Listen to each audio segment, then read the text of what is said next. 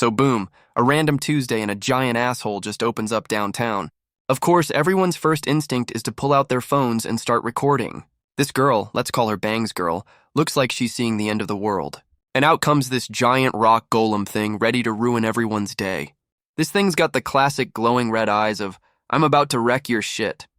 Yeah, that's not the face of a friendly neighborhood monster, my guy. Then the big boy roars and unleashes a whole-ass army of goblins and shit. And just like that, humanity got hit with the Monster Apocalypse starter pack. Our boy in the hoodie is about to get turned into a modern art piece by a goblin. The whole city's burning under a blood-red sky, total catastrophe mode. The world is getting absolutely wrecked, and the general vibe is humanity is canceled. Everyone's just standing there in despair, looking like they're about to get deleted from the server. Then our boy, Kashinaki Kusame, gets a notification. He's player 7 billion. Bro was literally the last one picked. Kasame's staring at this blue screen with the face of a man who just discovered what an NFT is. Oh, it's not just him. The whole damn world just got the welcome to the game tutorial pop-up. And just like that, everyone gets a class change. We got archers, mages, and the whole fantasy starter pack. This one dude immediately starts grinding, already posing on a monster he just folded. Now he's on a rock giving a whole Braveheart speech. Bro thinks he's the main character. Then we see the real A-team, a whole squad of badasses who look like they've already maxed out their levels. And their goal is to raid the final boss's floating evil castle. The main quest just dropped, boys. The A-team is staring down the final boss's floating castle, ready to kick the door in. And of course, the welcome wagon is a pack of pissed-off three-headed demon dogs. The game calls these death traps dungeons, and the A-team is charging in like rent is due. The A-team immediately starts putting in work, turning those demon dogs into EXP points. And the game officially calls these badasses dungeon adventurers. A bit on the nose, but okay. Cut to some other poor souls about to enter a much creepier, low-budget-looking dungeon. And here's our B-team, a classic JRPG starter pack ready for their first side quest. The dude in the front is already sweating like he left the oven on. Not a good look, my guy. And their first boss is a dragon that's been hitting the gym since the dawn of time. They are so screwed. Oh, plot twist. The party's already beefing with sweaty sword guy facing off against his own team. The dragon gives the B-team a POV shot of their impending doom, and it's not pretty. The whole squad gets hit with the force of the roar, stumbling around like they're on a boat. And here comes the fire breath, because of course the tutorial boss has a one-shot kill move. The dragon unleashes a whole-ass flamethrower, ready to turn the entire dungeon into a barbecue pit. The party gets absolutely engulfed in the fire blast. Yeah, that's a team wipe right there. The survivors are screaming to run, a strategy they probably should have considered before the infighting. This dragon is just relentlessly blasting them, not even giving them a chance to breathe. The rest of the B-team is huddled together crying for a savior. Bro, you're supposed to be the heroes. Sweaty sword guy, the same dude starting shit earlier, is now praying for a miracle. And right on cue, some new guy with protagonist eyes shows up. The plot armor has arrived. The new guy stands there like he owns the place, facing down the B-team he just saved. The B-team is absolutely starstruck, calling him humanity's final weapon. Bro's got a reputation. Mr. Number One hits a pose, looking like he knows he's the main character of this whole damn show. He flicks his wrist, getting ready to show these amateurs how it's actually done. My man just casually drops a giant-ass magic circle on the floor like it's nothing. The dragon, not impressed, roars like it's about to turn him into a snack. The dragon dives straight for him, but our boy is just standing there, completely unbothered. He starts charging up, looking like he's about to delete this dragon from the game files. And boom, he unleashes a massive energy blast straight into the dragon's face. He's just staring it down while it gets absolutely vaporized. That's how you clear a dungeon, kids. And now we get the tragic backstory for Mr. Number One, starting with a classic moody shot of his apartment. Turns out humanity's final weapon was just a gamer bro locked in his room with a busted-ass controller. He's claiming he was never scared of anything, which is the number one sign that he was, in fact, scared. Oh, it's an esports backstory. My guy and his high school squad were apparently the number one team. Look at him, happy as hell, hoisting that trophy like he just won the World Cup. Bro was on top. And then the dramatic however hits, and he's gripping that controller like he's about to rage quit life. Turns out his own teammates were giving him the side eye, hating on him from the sidelines. Then came the friendship-ending combo, jealousy, betrayal, and a whole lot of baseless rumors. So his team fell apart, he lost all trust, and became a full-blown shut-in. The classic hero origin story. After all that trauma, his big adventure for the day was a trip to the convenience store. We've all been there. Mr. Number One finally decides to touch grass, stepping out of his gamer cave for supplies. The door slams shut on his old life, complete with the trash he never takes out. And his new motto is straight out of an edgy anime: trust no one, ever. Then his eyes go wide, like he just got hit with a surprise server maintenance announcement. Bro gets instantly teleported to some ancient-ass temple still in his sweats. He's got the face of a man who just realized he's been isekai'd mid-snack run. The panic starts to set in as he realizes this is definitely not the way back home. My man looks down and sees his convenience store bag, his only worldly possession. At least he still has his snacks. That's the real priority in any apocalypse. Then it clicks. He remembers he was just grinding in a game before getting yoinked. Mr. Number One's memory cuts out right after the snack run. Bro got isekai'd by a bag of chips. He's patting himself down, probably checking if he got hit by the isekai truck and just didn't notice. He spots a giant, ominous door and immediately thinks exit. My guy has never seen a horror movie. Our boy decides to just walk out and see what's up. Bold strategy for someone who just got kidnapped. He goes to open the door without a second thought. Zero survival instincts on this dude. Some mysterious voice calls him out for being impatient. Bro just got his first NPC interaction. He turns around to find some sketchy hooded figure just chilling on a bench. The hooded figure calls him the first challenger, so our boy is the beta tester for this death trap. The figure reveals a smug-ass grin and welcomes him to the dungeon. Yeah, this guy is definitely evil.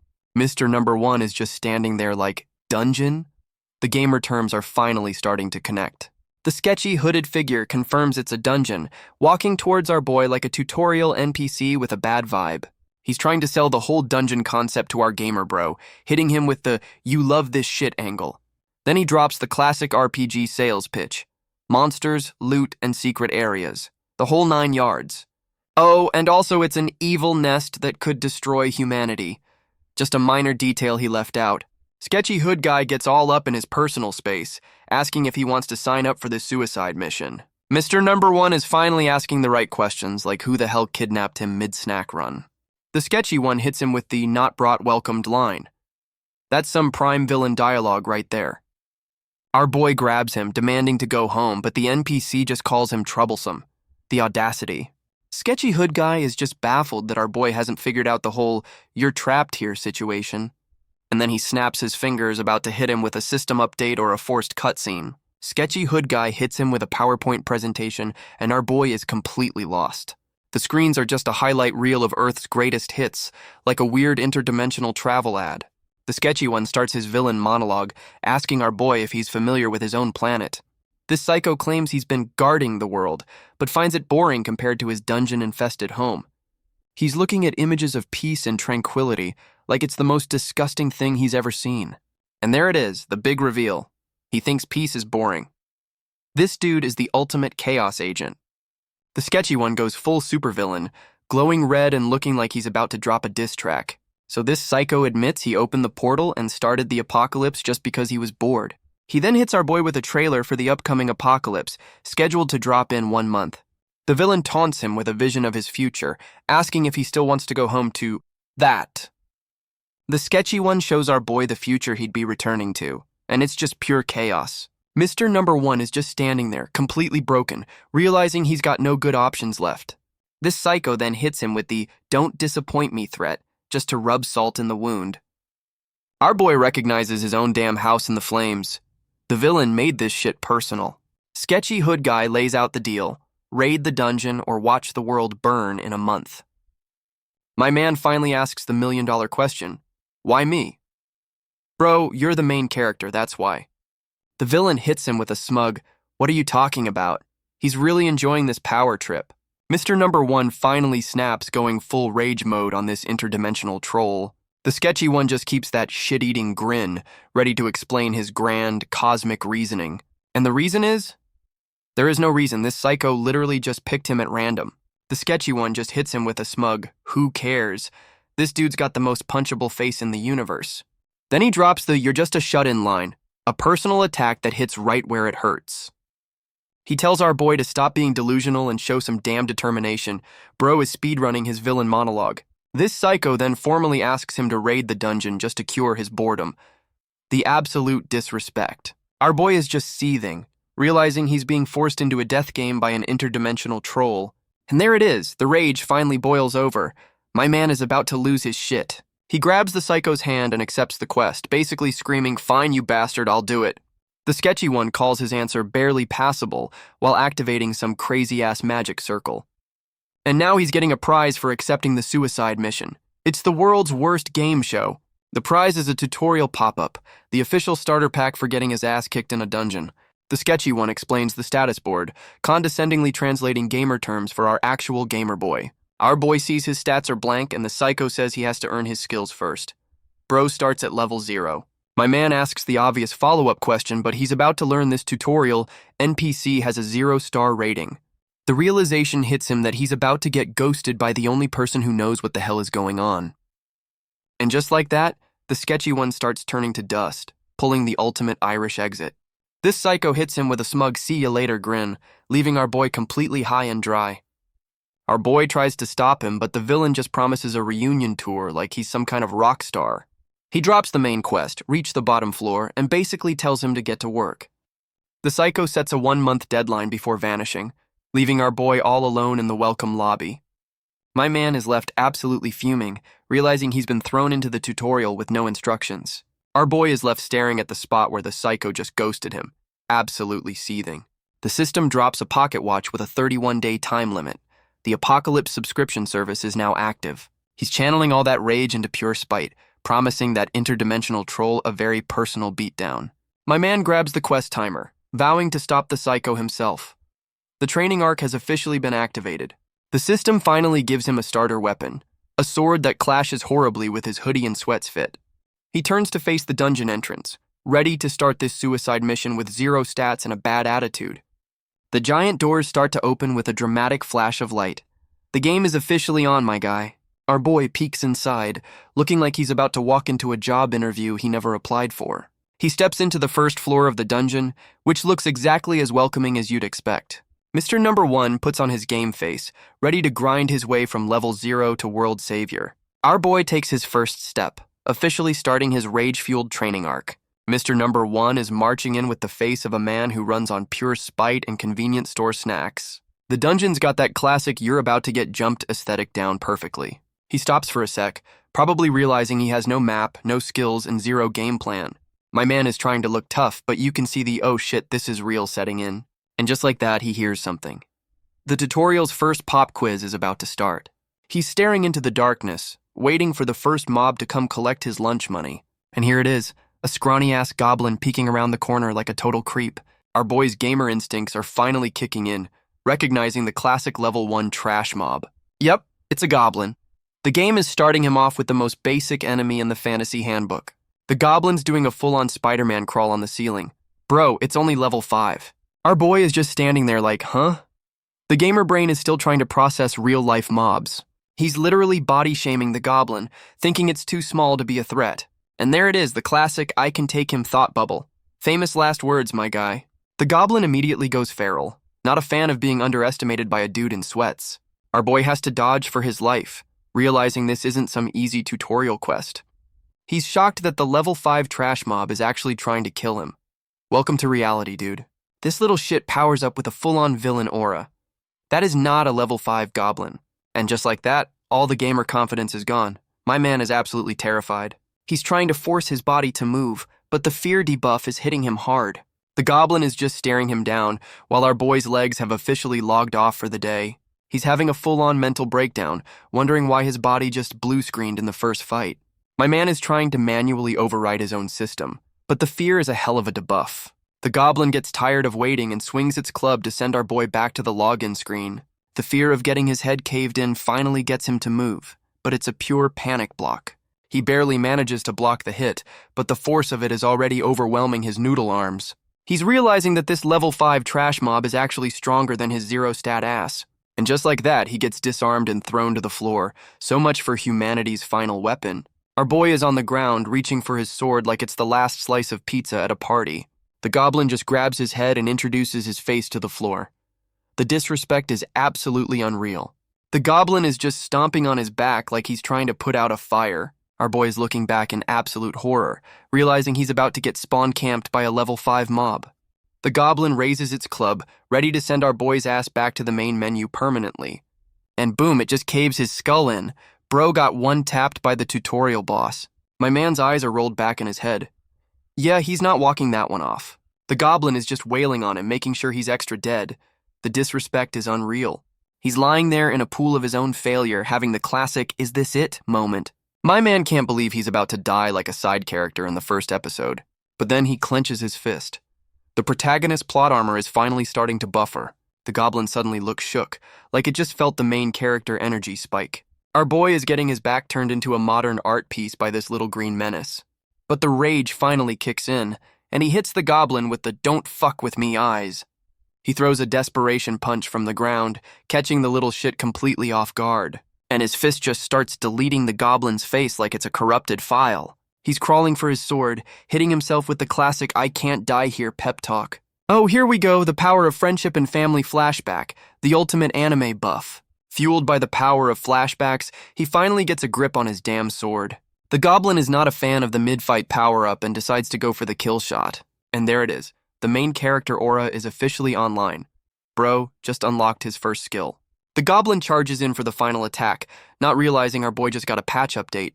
Our boy catches the club mid-swing and the goblin's face is pure "oh shit."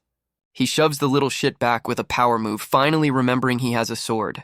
The goblin gets absolutely launched, landing on its back like a turtle that just got flipped. Our boy immediately mounts the goblin, ready to introduce its face to the pointy end of his sword. My man's got the crazy eyes now, about to turn this goblin into a shish kebab. He just smashes the damn sword pommel straight into the goblin's skull. That's not in the tutorial. Our boy is just going full psycho mode, screaming "die" while turning its head into mush. He's completely lost in the sauce, just a silhouette of pure, unadulterated rage. And then silence. The dungeon hallway is just vibing after that absolute massacre. And there's the aftermath. One very dead goblin with a new sword-shaped piercing. Our boy is just sitting there, covered in blood, trying to process that he just went full psycho on a goblin. And right on cue, the system hits him with the "you've got mail" sound for his first EXP drop. He gets a whole-ass water magic starter pack for clearing the first floor. Guess he's a mage now. My man is just staring at the screen like, I almost died and all I got was a fancy water gun. He's too damn tired to even process the new skills. Just needs a minute to not be dead. Bro decides to take a nap right next to the corpse. The dungeon grind is already breaking him. The quest timer suddenly jumps down to 30 days. Did my man just sleep for a whole damn day? And then he wakes up in a comfy-ass bed with someone calling him Big Brother. Bro just glitched into a different game. Some mystery girl is opening the curtains, talking about breakfast like he didn't just cave a goblin's skull in. Our boy shoots up in bed, completely bugging out. This is definitely not the dungeon lobby. Our boy is just staring at the back of some random girl's head, completely lost in the sauce. She turns around and he recognizes her as Hiyori. Bro thinks he just respawned in a slice-of-life anime. My man is still trying to process the whiplash, asking if he's dreaming or if the server just crashed. Hiyori hits him with the classic "get your ass out of bed" line, completely ignoring his existential crisis. She's nagging him to get it together, and our boy is just sitting there like a disconnected controller. She's acting all understanding, but the vibe is getting a little weird now. Then the conversation takes a hard left turn into, "If you're late, I'm the one who's going to die." Hiyori's still got that smile on her face, but now it's got a whole yandere vibe to it. And boom, full-on horror movie mode. She's crying blood and holding that damn quest timer. Turns out the whole thing was a nightmare, and he's back in the creepy-ass room, completely shook. Our boy is trying to process that yandere nightmare, which was way more terrifying than any goblin. He's looking around, probably making sure there are no blood-crying ghost girls in the immediate area. My man forces himself up, realizing that having a mental breakdown isn't a valid strategy for clearing this dungeon. He's back on the grind, walking with the energy of a man who's running on pure spite and no sleep. The timer shows 26 days left. Bro's been speedrunning this goblin-infested hellhole for 5 days straight. And look at him now, swinging that sword like he actually knows what he's doing. The training arc is paying off. He's now one-shotting goblins, splitting them clean in half like a damn samurai. My man is just standing there getting showered in goblin blood, completely unfazed by the gore. He's got the dead-eyed stare of someone who's been killing the same trash mob for 120 hours straight. And here comes another one, because this dungeon's only difficulty setting is endless goblin spam. Our boy is back in the zone, looking like he's about to style on this next goblin. He's just casually cleaving through them now, adding another one to the body count. Oh, a new challenger appears. This one's got a knife and a whole lot of attitude. And just like that, he gets caught lacking. Bro almost got his throat slit by a level 5 mob. He pulls off a last-second dodge, but that was way too close for comfort, my guy. The goblin's got that smug, I'm about to end your whole career look on its face. Our boy hits him with the that was close smirk, trying to act like he wasn't just shitting his pants. The goblin is not amused and is about to choose violence all over again. And there it is. He finally remembers he has magic and whips out the water-enchanted blade. My man finally learns his lesson. Don't get cocky in the tutorial dungeon. The goblin's looking shook now that our boy isn't just playing with his sword anymore. My man finally remembers he's a waterbender now and starts charging up a Kamehameha. And boom, he hits the goblin with a high-pressure water jet, turning it into a green smoothie. Our boy is just staring at his hand like he just discovered he can change the TV channel with his mind. He's back in his protagonist stance, hitting himself with the I'm going to survive pep talk. The system announces he's cleared the 5th floor, and my man looks like he needs a 5-year nap. Bro is already complaining about his clear speed. Dude, you were getting folded by one goblin 5 days ago. He's realizing the deeper he goes, the more this dungeon just spams him with these little green bastards. My man's finally admitting that the magic he got for almost dying is actually pretty damn useful. He's looking at his enchanted blade, realizing the grind gets easier once you unlock the good shit. He's still thinking about that sketchy psycho's final quest, realizing he has no idea how deep this hellhole goes. And the yandere nightmare fuel is back, reminding him that if he fails, she's the one who gets deleted. My man hits rock bottom, realizing his goblin-slaying speedrun just isn't gonna cut it. The panic is officially setting in as he tries to figure out how to cheese the system faster. And right on cue, the system drops a 10x EXP booster. The plot armor is thick with this one. Our boy is just staring at the screen, probably thinking it's a damn scam or a virus. Then he gets that little psycho smirk like he just found an exploit in the game's code. Oh yeah, that's the face of a man who's about to abuse the hell out of this new buff. And just like that, he's one-shotting goblins and unlocking new water moves. The power leveling has begun. Now he's wiping out whole squads with AoE attacks and getting vision hacks. Bro's on a kill streak. My man is just speedrunning floors now, turning this goblin-infested shithole into his personal gym. He's clearing floors so fast he's screaming through the loading screens. The grind is real, my guy. And after all that, the game just drops another skill on him. No rest for the wicked, I guess. He just unlocked Wave Surge, but has the face of a man who's seen way too much goblin blood. And right on cue, a giant-ass door opens up. You know what that means, boys. Yep, the welcome committee is a creepy-ass skull. This is definitely not the goblin department anymore. Our boy states the obvious, confirming that the room with the giant skull door is, in fact, a boss room. He's got to check the clock, because even in a death game, you got to manage your time. The timer's down to 25 days. My man just spent a whole day clearing a few floors. He's realizing that the trash mob grind is over, and the real ass-kicking is about to begin. Our boy checks the clock again, realizing his speedrun is still way too damn slow. He decides to just keep pushing, trying to hype himself up before the big boss fight. The boss door opens dramatically because of course it does. No subtlety in this place. My man walks in, looking like he's running on 5 days of no sleep and pure spite. He's got the dead-eyed stare of a man who is absolutely ready for this shit to be over. And the boss is a goblin king who looks like he ate all the other goblins for breakfast. The goblin king roars, ready to turn our boy into a fine red paste on the floor. But our boy is already on the move, not even waiting for the boss's health bar to show up. My man is actually smiling, sizing up the boss like he's a walking loot drop. He's already talking about what skills he's gonna get. Bro sees a boss, he thinks EXP. Our boy immediately has to dodge a ground pound that almost sent him to the Shadow Realm. The Goblin King is about to turn our boy into a pancake with that giant-ass club. And just like that, we're back in his gamer mindset, treating this fight like a button masher. Oh, plot twist, he got folded. The game over screen hits and it's not a good look. He's admitting he got cocky, the classic gamer excuse for getting absolutely wrecked. So he decides to just hit the reset button and start the whole damn grind over again. My man's got nothing but time, so rage quitting isn't an option when you've got no life. He's just smiling through the pain, remembering he's got all the time in the world for this grind. Back in reality, he's channeling that one more try gamer energy to not get his ass killed. And here comes the same attack again, but this time he's got the power of gamer rage on his side. The Goblin King misses the swing but still shatters the whole damn floor with the impact. Our boy barely dodges, but the shockwave alone is enough to almost send him flying. And yeah, he's already coughing up blood. The boss's AoE damage is no joke, my guy. The Goblin King goes full Super Saiyan, not even giving our boy a chance to breathe. My man hits himself with the I can't die here buff and finally remembers he has magic. He unleashes his water bullet attack, finally using the skills he grinded his ass off for. but the Goblin King just tanks the hits like they're coming from a damn super soaker. He uses his water magic to parry the club, a much smarter move than trying to block it. Now he's charging up a water-powered punch, ready to go full-on melee mage on this dude, and he lands a clean hit right in the gut. That's gotta do some real damage. The Goblin King's club meets his sword, and the whole room just lights up with the impact. And our boy gets sent flying, completely overpowered by the sheer force of that swing. The Goblin King is absolutely fuming, not a fan of getting punched in the gut by a dude in a hoodie, and his starter sword is already cracking. That thing's got the durability of a wet paper towel. My man is putting his whole soul into this block, but you can see he's at his absolute limit. He's getting pushed back so hard his feet are literally carving trenches in the damn floor. He's barely holding on, looking like a twig trying to stop a damn freight train. And the realization finally hits him. This boss is on a completely different level.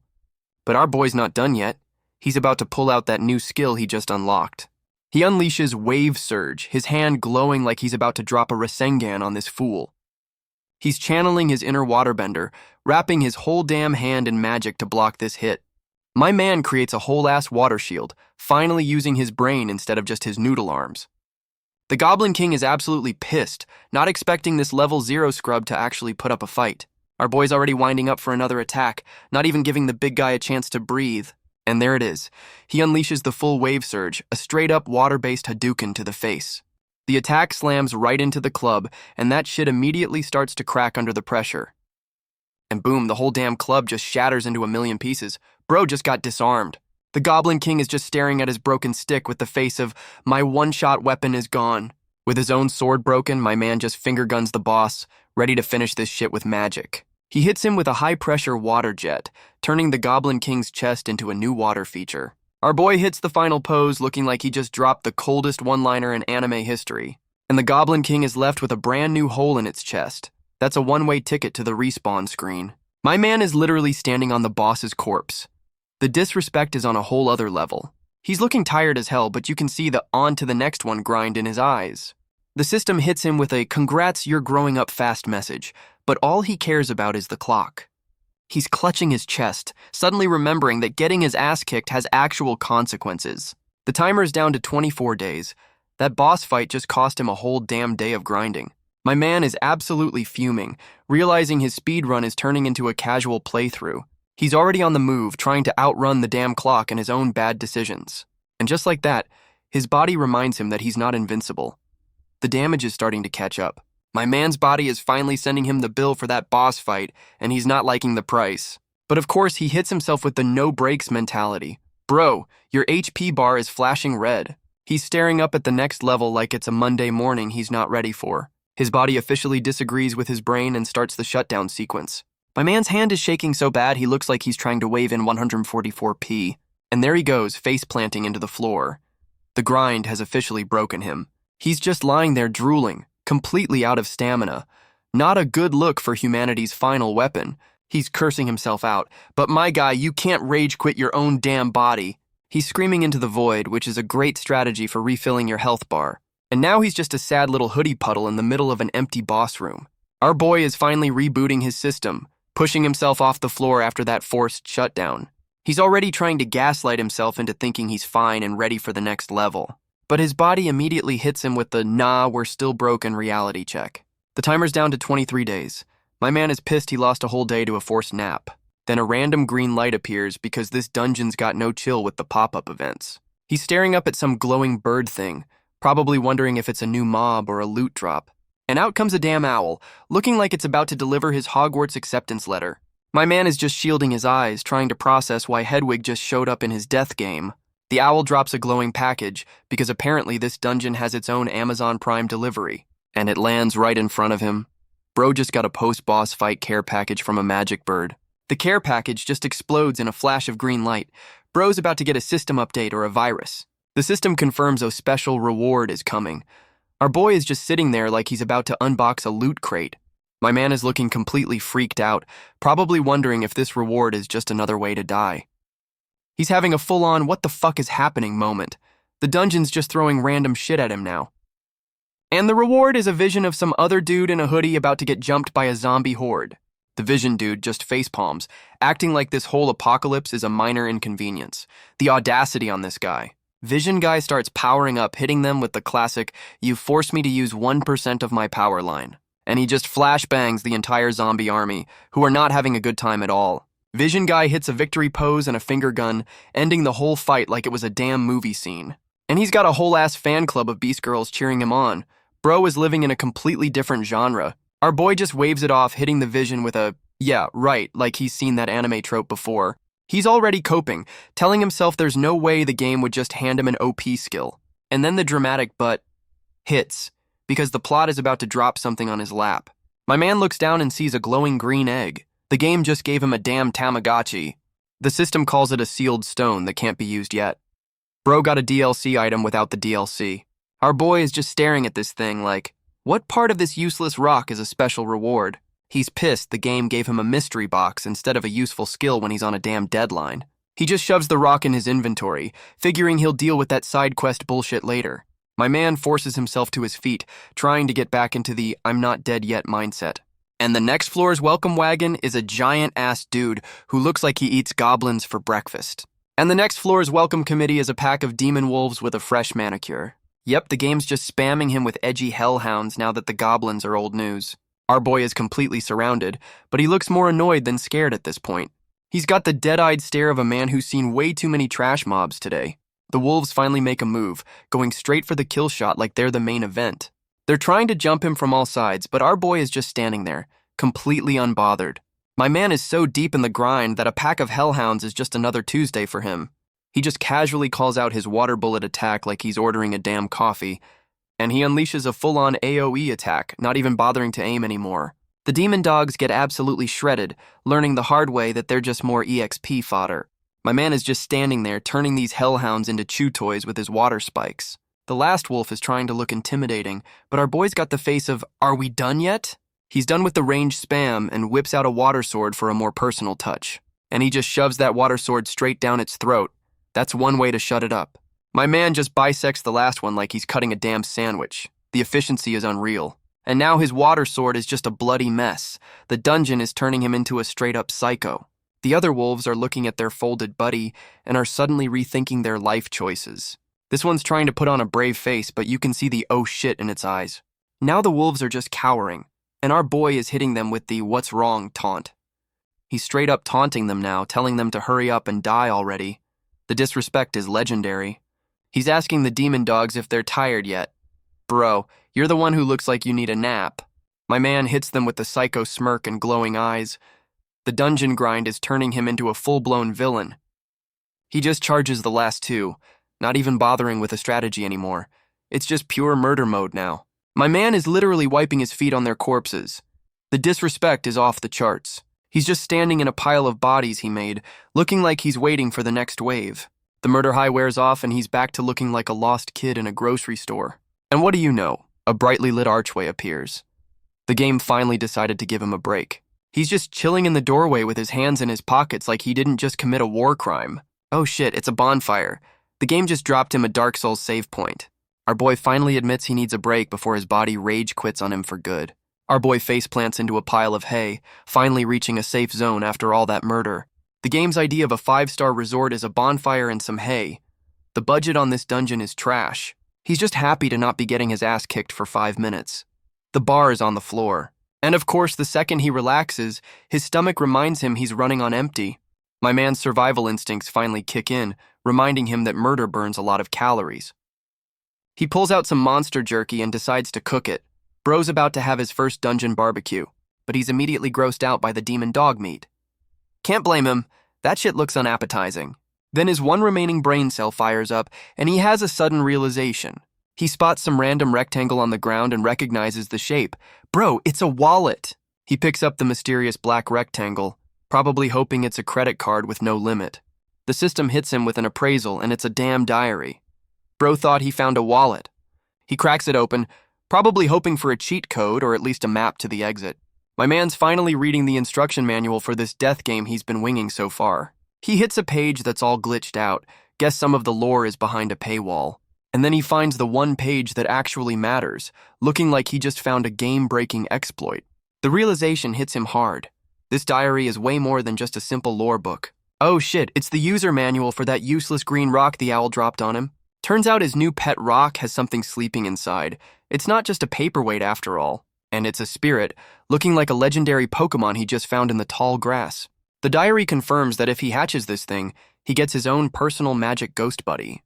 The diary explains this spirit is basically a walking cheat code that buffs its master. And it's not just a simple stat boost, it's a full-on upgrade to his whole magic system. The first step to unlocking this power is to just hug the rock. Bro, it's a Tamagotchi. And of course, the page with the actual instructions on how to hatch it is ripped the hell out. My man is absolutely losing his shit, realizing the game just blue-balled him with a broken quest item. He's just sitting there fuming that his one shortcut to not dying is completely useless now. Just as he's about to rage quit, the system hits him with a pop-up notification. The game is basically like, hey, remember that useless rock I gave you? Here's the item description. Yep, it's just the item screen for the sealed stone. Thanks for the reminder, I guess. He's back to staring at the clock, realizing that without that power-up, his speedrun is dead in the water. Our boy is stressing about the clock, realizing this mystery egg has no guaranteed hatch time. He clenches his fist, deciding he's just gonna have to wing it and figure this shit out on the fly. My man decides to multitask, planning to poke the magic egg while he speedruns to the next boss. So he starts his grand experiment, trying every dumb idea that pops into his head to hatch this thing. First up on the list of brilliant ideas, just yeeting the damn thing at the floor. Next, he tries to smash his priceless magic artifact with a regular-ass rock, Galaxy Brain Move. He even blasts it with his own magic, but the egg just sits there like, is that all you got? Our boy is now just pouting at the rock, having exhausted all his caveman-level ideas. And after all that abuse, the egg is completely fine. Yeah, none of that shit worked. My man lets out a sigh of pure defeat, officially out of ideas for his new pet rock. Our boy is just staring up, asking the dungeon gods why he got a useless pet rock. And what do you know, another giant-ass boss door? This dungeon's got zero creativity. He's already calling it. The game's just throwing him into another boss room after that break. The timer's down to 21 days, and he's pissed he wasted a day trying to crack a magic egg. My man is calling the whole egg side quest a complete waste of time. The salt is real. He's done messing around and decides to just take his anger out on the next boss. And the next boss is just a bigger, angrier version of the demon dogs he just farmed. That thing's got a mouthful of daggers. Yeah, that's definitely the boss version. Our boy is already on top of it, holding it down like it's just another trash mob. The big doggo is not a fan of being manhandled and roars right in his face. Our boy whips out a new move, Waterbind, because just punching it wasn't enough. He summons a whole-ass water vortex, finally using some crowd control on this oversized mutt. The water whips slam into the boss, trapping it mid-lunge. That's a hard counter right there. My man's got that smug, just-as-planned look. He's really feeling himself after that one. And he just pins the damn thing to the floor with a water spike. Bro just learned Impale. The big doggo is just staring in disbelief, wondering how it got styled on so hard. It's looking around for our boy, completely lost after getting hit with that combo. The wolf is back on its feet, looking pissed off and ready for round 2. But our boy pulls a classic anime teleport, popping up behind it on a water pillar. He's straight up calling the boss Pup. The disrespect is legendary at this point. My man is literally telling the boss to come here like he's calling a damn puppy. The big doggo is not having it and goes full feral mode, charging straight at him. The boss leaps across the entire room, ready to turn our boy into a chew toy. The wolf is right in his face, but our boy is just standing there with zero fear. He's got that psycho smirk again, calling the boss a good boy while charging up a finisher. And he unleashes another wave surge, hitting it with a whole-ass tsunami in a closed room. The boss gets absolutely wrecked, coughing up blood like it just got hit by a freight train.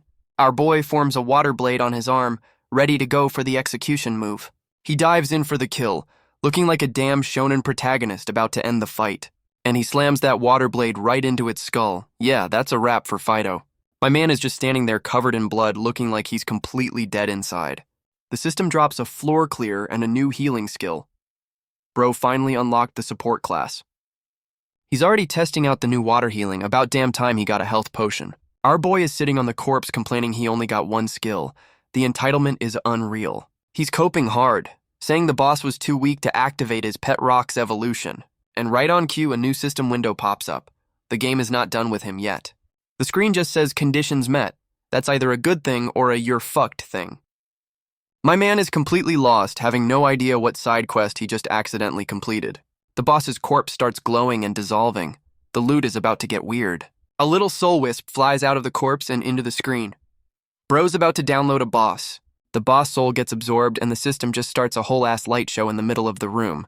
All that boss energy is getting sucked into one spot, and our boy is just standing there like a dumbass. The energy starts wrapping around him, and he's completely clueless about what's happening. Oh shit, it's all getting sucked into the useless pet rock, and it's trying to take him with it. And just like that, the damn egg starts cracking. The Tamagotchi is finally evolving, my guy. The egg hits him with a full-on flashbang, and he's just staring into the light like a deer in headlights. My man is getting a face full of evolution light, looking like he's about to get a forced system update. The system confirms it. His pet rock is finally waking up from its long-ass nap. The egg explodes in a flash of light and snowflakes, knocking our boy on his ass. He's shielding his eyes, finally about to see what kind of cheat code he just unlocked. Our boy is wondering what kind of legendary beast he just hatched from his magic Tamagotchi. My man is already getting his hopes up, expecting some god-tier summon to pop out of this thing. He's picturing all the S-tier summons he could have gotten, like a full-on elemental army. Yeah, he's convinced this is the cheat code he needed to speedrun this whole damn dungeon. The light show finally dies down, and he's about to see his new legendary partner. And out comes a fluffy paw, a twitchy ear, and a cute little tail. Not exactly a world ender. Our boy is just standing there, processing the massive difference between expectation and reality. And there it is, a cute-ass little fox thing that looks like a damn Pokemon. The disappointment is palpable. My man's face is just a perfect blend of confusion and, you've gotta be kidding me. He's just staring at his new weapon, completely underwhelmed by its pocket-sized stature. Our boy is trying to process how his legendary spirit looks like a damn Pokemon he just caught. He's already judging his new partner, calling it weak just because it's not a 10-foot-tall demon. My man is trying to cope hard, telling himself this little fluffball is secretly a nuke in disguise. He's straight up asking the little fox for its stat sheet, trying to figure out what he just unlocked. And the fox just hits him with a coup. Bro, your new ultimate weapon can't even talk. He's trying to get a product demo out of the little guy, but it's just vibing, not giving a shit. The fox's only special ability seems to be maximum cuteness, which isn't gonna help him clear floors. Instead of a weapon, he just got a shoulder pet. This is not the cheat code he was promised. My man is getting absolutely smothered by affection, and his cold-blooded killer persona is cracking. Oh shit, the fluffball is finally activating. Its tail is glowing like a damn magical girl wand. The little fox starts swirling around him, and our boy is actually looking hyped for a second. The system confirms the fluffball just turned into armor. Okay, maybe it's not a total waste of a boss fight. And by armor, the game meant a cute-ass scarf.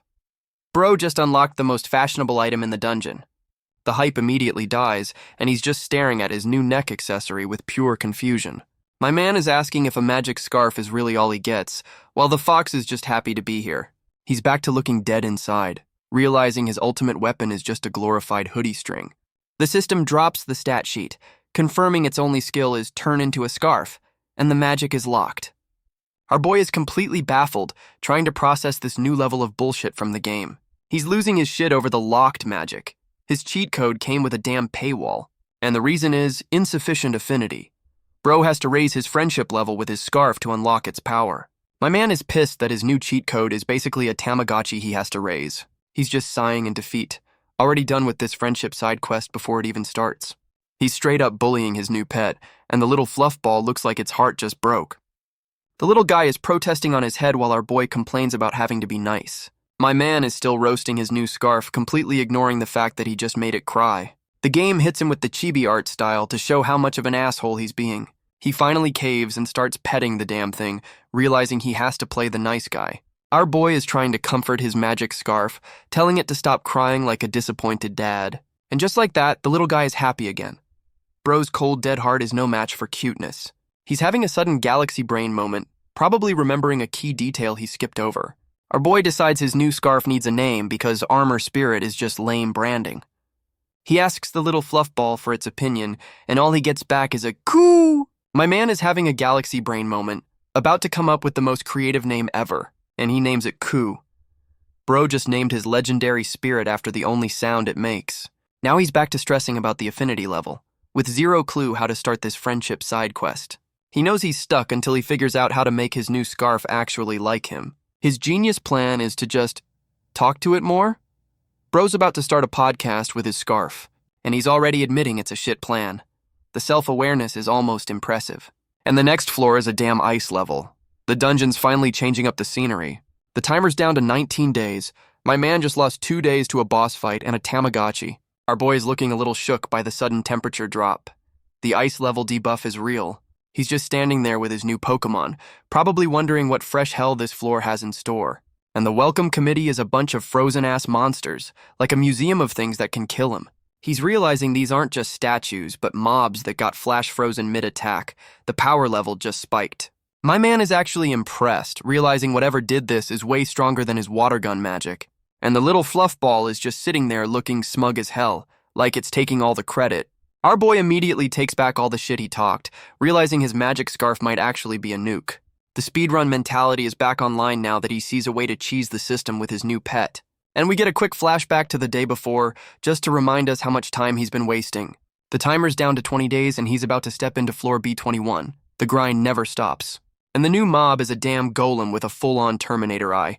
The difficulty spike is real. The golem powers up, looking like it's about to ask for Sarah Connor. Our boy is just standing there with his new magic scarf, ready to throw hands with a literal robot. He's already analyzing the new mob, confirming that this floor is just golem spam.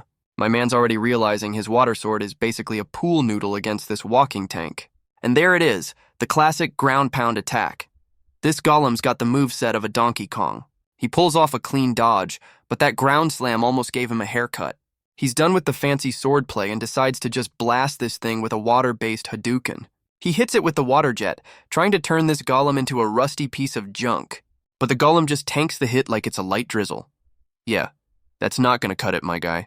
The golem just crosses its arms, looking like it's about to drop the sickest beat of the century. And by beat, I mean a giant-ass laser beam that's about to delete the whole damn room. The laser's just tearing through the floor. Bro's fighting a literal walking Death Star.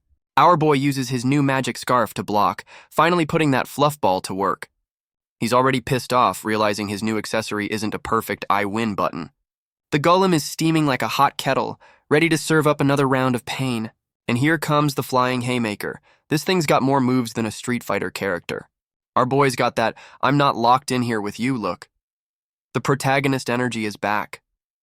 The golem lands with enough force to crack the damn foundation. No stealth mode on this guy. Our boy is already in the air, ready to counter with a water blade to the face. He hits it with another wave surge, because if one Hadouken doesn't work, just use a bigger one.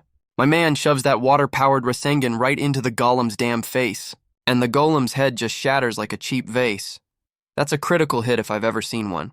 He's dodging the golem's flailing arms like he's in the damn Matrix. He gets in close and shoves his hand straight into its chest, looking for the off switch, and he just unleashes a full-on water explosion from the inside. Bro's turning it into a pressure cooker. The golem is getting absolutely shredded from the inside out. That's one way to find the core.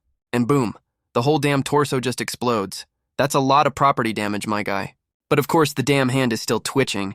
This thing's got more lives than a cat. My man realizes that even after all that, this walking pile of rocks is still kicking.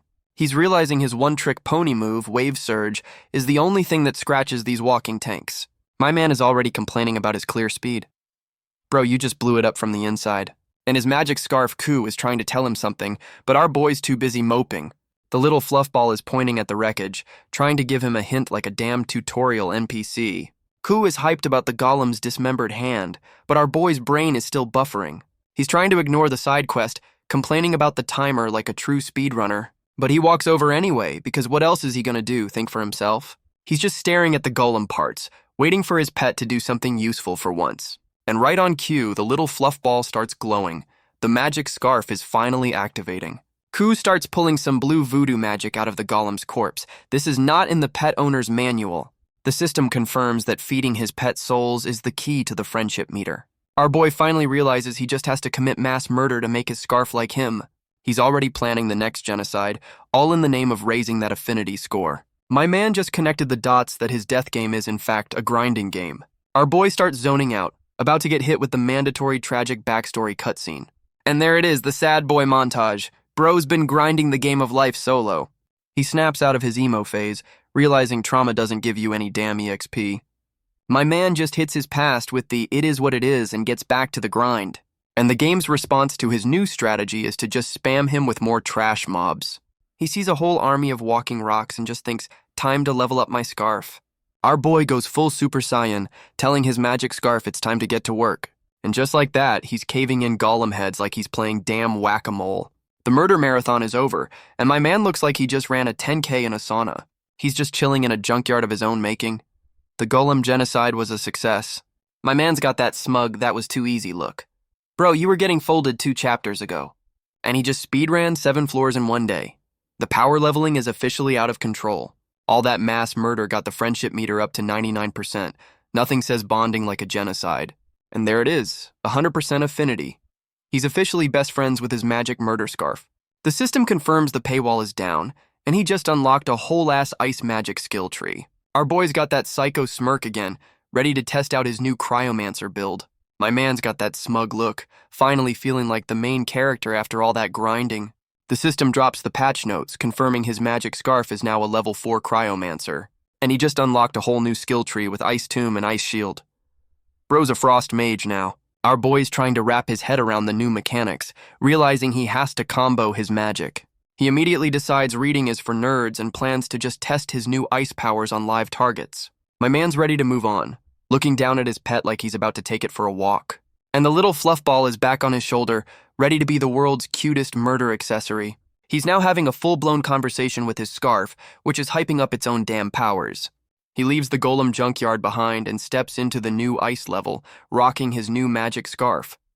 My man's just strolling through the new floor like he owns the place. The new power-up confidence is real. Our boy hits floor B29 and immediately senses the next wave of bullshit is on its way. And here comes the welcoming committee, stomping their way down the hall like they own the place. Yep, it's a whole-ass squad of the same walking tanks he just farmed. The dungeon's getting lazy. My man sees a mob and just thinks, perfect, live test dummies for my new skills. He's bragging about his clear speed, forgetting he was getting folded by goblins a week ago. He's done talking shit and is ready to put his new ice powers to the test. Our boy is telling his magic scarf it's time to earn its keep. The product demo is about to begin. He's hyping up his pet like a proud dad at a soccer game. The character development is real. The golems charge in, and our boy is already charging up his first attack from the ground floor. He's whipping out his old water magic, probably as a warm-up before the new ice shit drops. He starts with his old water bullet spam, probably just to show the golems what not to do. And just like before, the golem tanks the water like it's a light spring shower, but his magic scarf is glowing, basically telling him to stop being a dumbass and use the new shit. The system drops the tutorial for Ice Shot, turning his super soaker into a damn ice cannon. He immediately goes for the headshot with the new ice pick. No more messing around. And boom, one-shots the damn thing. The power creep on this new skill is absolutely busted. The rest of the golem squad just stops dead, watching their boy get turned into a slushie. My man is completely stunned, realizing his new pet is basically a walking cheat code. He's finally getting it. This whole combination magic thing is the key to the speedrun. And Ku is just sitting there looking smug as hell, taking all the damn credit for the kill. My man's hyping up his pet, ready to see what this new ice magic can really do. The golem throws a haymaker that could level a building, and our boy is right in the damn splash zone. That's not just a punch, that's a whole-ass powered-up rocket fist coming straight for his face. He pulls a slick-ass dodge, jumping right over the attack like he's playing hopscotch. My man's already charging up a counterpunch midair, admitting that was a close shave. He goes for a full-on dive bomb, about to deliver a water-powered knuckle sandwich to the golem's dome. He's spinning through the air like a damn Beyblade, shredding the golem with a water vortex. The rest of the golem squad just activates, their Terminator eyes locking right onto him. He sticks the landing like an Olympic gymnast, completely unfazed by the army of rock boys. He's got the psycho protagonist eyes again, telling his magic scarf it's time for a genocide. He slams his hand on the ground, ready to show these walking rocks what a real combo looks like. My man turns the whole damn floor into a slip and slide, setting up his new ice magic. The golems charge right into his trap, getting their feet wet like a bunch of dumbasses. And here comes the magic. Ku is glowing and our boy's eyes are lit up for the combo. The water instantly flash freezes, turning his little puddle into a field of ice spikes. The golem gets its feet stuck, realizing way too late that it just walked into a damn freezer. And boom, he just turns the whole damn thing into a golem sickle. That's a one-shot AoE right there. Our boy drops a cold one-liner, admiring his new crowd control ability like a proud parent. The system confirms he just unlocked Ice Tomb, and he's got a whole museum of frozen trash mobs. He's completely stunned by his own power, and the game just hands him the floor clear. That was fast. Ku is just hopping around, celebrating its first successful genocide like a happy little puppy. The little fluffball is just chilling on his shoulder, looking like the cutest war criminal ever. Our boy finally admits he was wrong, realizing his pet Pokemon is the cheat code he needed. He's officially asking his magic scarf to be his partner. The power of friendship is about to get real. And the little guy seals the deal with a high five. The murder duo is officially formed. My man's cold, dead heart is officially melting after that wholesome-ass hug. The bonding moment is over, and it's back to the business of clearing floors. He's off to the next level with his new partner, ready to continue the speed run. And the next floor is a whole-ass ice palace. The dungeon's finally getting a budget. The new welcome committee is some bird-looking motherfucker with a beak that could kill. And the new mob is some high-level goblin who looks like he's seen some shit. We get a whole-ass training montage of him clearing floors like he's just taking out the trash. He's cleared all the way to floor 48, but the timer is already down to 15 damn days. My man lands on the new floor looking like he's ready to speedrun the next 10 levels. He's got his new ice sword out, rocking that I'm the main character now look. And the welcome committee is a bunch of giant-ass spider freaks trying to turn him into a kebab. These things look like they crawled straight out of a nightmare, and they are not happy to see him. Our boy is completely surrounded by these 8-legged freaks. Not an ideal situation, my guy. One of them tries to stomp him into a pancake, but our boy's not that easy to kill anymore. He's already in the air, hitting them with a dual-wielding water whip combo. The style points are off the charts. He's crossing his arms like he's about to drop the sickest anime combo move of all time, and his magic scarf is screaming, "Take it down," acting like the world's cutest hype man. My man just unleashes an ice spike rainstorm, turning the whole floor into a damn pincushion. The spider freaks get absolutely deleted, learning the hard way not to mess with the murder duo. And the system just drops another floor clear and a new skill.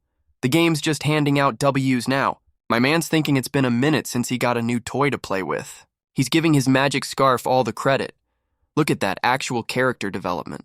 He's already talking about having extra time, getting cocky now that he's not getting folded. And what do you know, another big dramatic boss door. This dungeon's got one gimmick. He's actually deciding to take a break before a boss. My man's finally using his brain. My man pulls up his stat sheet, flexing his maxed out water magic and new ice skills. He's breaking down his build, crediting that early maturity skill for his water magic glow up. And of course, he's already complaining about not having fire or earth magic. Bro, you just got ice. His magic scarf Ku starts pulling on his pants, sensing some bullshit is about to go down. Ku is giving him the bad juju vibes about the boss room. The pet's got better instincts than he does. And the little fluffball confirms it with a nod. Yeah, something nasty is definitely waiting for them. Our boy connects the dots, realizing floor 50 is the perfect spot for a mid-boss to wreck his shit. He's putting his faith in his magic scarf, deciding to trust the little guy's gut feeling. He whips out ice armor for the first time, finally using some damn defensive magic. My man admits this shit drains his mana, but he's going all out for this next boss fight. My man's got his new ice armor on, telling himself it's go time for the mid-boss. He and his magic scarf walk up to the boss door, ready to throw down. The door opens with a dramatic slow-mo effect, because of course it does. Our boy steps into the arena with his new Pokemon, looking like a real protagonist for once. And the boss room is a whole-ass bridge. The dungeon's budget finally kicked in. He's looking around like, where's the big bad I'm supposed to be fighting? My man confirms the room is empty. Yeah, that's not a good sign, my guy. He immediately calls out the ambush. See, his pet's warning actually worked for something. But he's still on the clock, so he steps forward anyway. The grind never stops. And there it is, a giant-ass shadow demon pops up behind him. Classic jump scare. Our boy's getting flashbacks to his level 1 days, realizing this new boss is on a whole other level. Yep, his danger senses are screaming, "You're about to die," and they are not wrong. The boss is rocking a giant-ass axe, and my man's fight-or-flight response is choosing flight. And the new boss is some roided-out orc who looks like he eats mid-bosses for breakfast. All that confidence from the last 20 floors just evaporated. His brain is screaming, "Run, bitch, run!" But he tries to play it cool, planning to kite this thing like it's a World of Warcraft raid. And the boss just hits him with the instant transmission, completely ignoring the concept of distance. The orc is already in his face before he can even fire off a single damn spell. My man is absolutely shook, realizing this thing's speed is on a whole other level. He's forced to block the first hit with his new ice armor, which is about to get a stress test. The orc's axe connects, and that new ice armor is already getting stress tested on its first day. My man is floored, realizing that Swing just casually deleted a whole-ass pillar from the room. and the orc is already winding up for another swing, giving him zero time to process the L he just took. Our boy gets pissed and starts charging up a counter, refusing to get styled on by this oversized goblin. He fires off a water jet, hoping his old reliable move can at least make this thing flinch, and the boss just casually sidesteps the attack like it was moving in slow motion. The disrespect. The orc tightens its grip, about to show him what a real attack looks like. This motherfucker just cut his magic attack in half with a damn axe. That's not supposed to happen. The orc is just staring him down, and our boy is realizing he is completely and utterly outclassed. My man is clenching his fist, trying to cook up a new game plan now that his whole build is useless. My man tries to hit him with a giant water hand, going for the magical talk to the hand.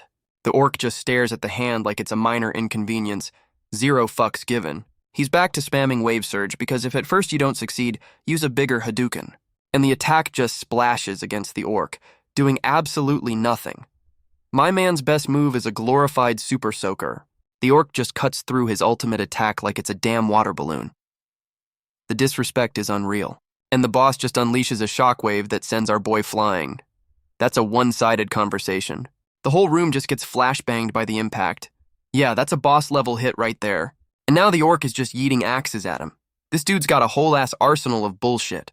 Our boy is dodging for his life, looking pissed that he's back to being a punching bag. He's forced to block with his water sword, which is barely holding up against a damn throwing axe. The orc just keeps swinging that giant-ass axe, not even giving him a chance to breathe. Our boy is officially in the oh shit phase of the boss fight. The panic is setting in. And after all that, the orc is completely unscratched. My man's attacks are just tickling this thing. The game drops his whole skill sheet, basically reminding us he's got a full arsenal of useless moves. Yeah, that wide shot really puts the David versus Goliath situation into perspective. My man is tiny. He's officially out of ideas, wondering what the hell he's supposed to do against a walking tank. The boss is fast, strong, and durable. Basically, the game just threw a max-level character at him. The self-doubt is finally kicking in, and he's wondering if he can even win this shit. The orc is just staring him down like he's a bug, and our boy's confidence is at an all-time low. But wait, there's a tiny-ass cut on its cheek. My man actually did 1 HP of damage. My man's brain just blue-screened, realizing that tiny cut actually meant something, and the boss just stops mid-fight to compliment his form. Bro is getting performance reviewed by the enemy. The orc says our boy's attack snapped him out of it. So he was just a mind-controlled puppet this whole time? This dude is literally bowing and thanking him for the fight. The plot just took a weird-ass turn. Our boy's one remaining brain cell fires up, realizing the boss can actually talk. He's already coping, telling himself it's just a trap. The trust issues are real with this one. My man's accusing the orc of trying to trick him. Bro, he just complimented your swing. He's still convinced this is a trick, refusing to believe the boss isn't a mindless murder machine. He whips out an ice shield, ready for round 2, completely ignoring the peace talks. And the orc just stands there, looking like a disappointed dad waiting for his kid to calm down. And the orc just yeets his giant-ass axe to the ground. Bro just disarmed himself mid-fight. Our boy is completely stunned, trying to process this new level of boss fight bullshit. Yeah, his brain is still buffering on why the boss would just throw away its only weapon. The orc is telling him to chill out, saying he's officially done trying to turn him into a pancake. Now he's offering advice. That's a classic NPC move if I've ever seen one. My man is still not buying it, demanding to know what the hell this is all about. The orc says he wants to repay our boy for snapping him out of his mind-controlled murder haze. Our boy hits him with the, "You really think I'm that stupid?" face. The trust issues are real. He's already turning his back, calling this whole peace talk a waste of his damn time. The orc is about to drop some important info, probably realizing our boy is too stubborn to listen. The orc drops a lore bomb, claiming he was just another player trying to clear this shithole. Our boy's brain just blue-screened, trying to process a boss who's also a player. He's hitting the orc with the "what did you just say" stare, still not buying this bullshit. The orc is giving him the "I'm dead serious" look, about to drop his tragic backstory. And here it is, summoned, 1 month to clear, fighting for his home. Sound familiar, dumbass? Our boy is realizing this orc is just a failed version of himself. The "we're not so different" speech hits hard. But our boy's got a galaxy brain question, pointing out his #1 title to catch him in a lie. He's calling out the plot hole. If you were first, why am I not #2? Checkmate, asshole. The orc hits him with the multiverse theory, saying he's from another dimension. The plot thickens. Our boy is trying to wrap his head around the whole different dimension thing. Bro's not built for this. The orc is giving our boy a full-on cosmology lecture about the multiverse. He's explaining how all these dimensions are mashed together into one big, confusing reality. And apparently, everyone is just blissfully unaware that there's another Earth right next door. The orc says you can't just hop dimensions because of some causality bullshit. But of course, some asshole found a cheat code to break the rules and connect the worlds. And that cheat code is this shithole dungeon our boy has been stuck in this whole time. Then the orc introduces the final boss, some sketchy hooded dude who runs this whole death game. This psycho's plan is to just throw people in and use their blood to power his dimension-hopping machine. So all this murder is just to keep the portal open. That's a hell of an electricity bill. And the orc confirms it was that smirking asshole who trapped them all in this murder fest. Our boy's finally catching up, realizing this death game is just a glorified interdimensional toll booth. He's still not fully convinced, hitting the orc with the classic one last question before he buys the story. My man wants to know the villain's motive. Bro's trying to understand the lore behind his own murder. He's asking the big why question, trying to figure out the final boss's whole deal. He's not looking for sympathy, just the cliff notes on why this psycho is running a murder dungeon. The orc looks like he's about to spill the tea, but he's hesitating on the big reveal. Just as he's about to drop the main villain's backstory, something cuts him off mid-sentence. The orc just says, "That's enough." Looks like the game's anti-spoiler system just kicked in. Oh shit, the mind control is kicking back in. The game is forcing him back into boss mode. Yep, the friendly NPC just got a hard reset. The peace talks are officially over, my guy. The orc is getting zapped by the system for trying to spill the lore. Bro just violated the game's terms of service. Our boy is just watching, finally realizing his new NPC friend just got bricked for breaking the NDA. And the final boss just logs in to tell the orc he's not paid to make friends with the players. Oh shit, it's the sketchy hooded dude from the flashback. The game master just entered the chat. Our boy recognizes the asshole who's been running this whole death game. The rage is real. This psycho is loving the reaction, saying this is the exact face he wanted to see. The main villain finally shows up in person, looking smug as hell while talking down to him. The orc's body just dissolves into red bullshit, and the villain is calling him Challenger. My man is just standing there while the villain monologues about how much he loves this shit. And the villain just offers him the orc's axe like it's a damn party favor. Bro, that's a murder weapon. The villain is still monologuing, calling our boy Challenger like he's the host of a damn game show. This psycho says he's been meaning to see him, acting like this is some fated reunion. Yeah, he's really trying to sell this whole "I've been watching you" villain trope. Our boy clenches his fist, basically saying, "The feeling is mutual, asshole." And he just straight up calls the game master a piece of shit. The pleasantries are officially over. The villain acts surprised, like he didn't just enslave and murder a bunch of people for fun. This psycho is trying to bait him into a conversation, acting like he's got all the time in the world. But of course, there's a catch. This dude loves the sound of his own damn voice. And the price is the orc getting deleted for breaking the game's NDA. That's some harsh moderation. Our boy is lost, while the villain admits the orc's little lore dump was an unplanned bug. The villain calls the orc's free will a bug. Bro, your NPC just passed the Turing test, and you're patching it. This psycho is accusing our boy of trying to exploit the bug to skip the boss fight. The game master lays down the law. You gotta kill the boss to pass. No cheesing the system, apparently. The orc is fighting the mind control, looking like he's about to get a system-wide factory reset. And just like that, the friendly NPC is gone. The boss is back online and looking for blood. The villain is literally pulling the strings, turning the orc back into his personal murder puppet. This psycho is talking about a penalty with the smuggest look I've ever seen on a dude. And he's giving our boy 2 penalties for trying to talk his way out of a boss fight. The orc is back in his fighting stance, completely rebooted and ready to throw hands again. The villain's basically saying, "You tried to cheat, so I get to cheat harder." That seems fair.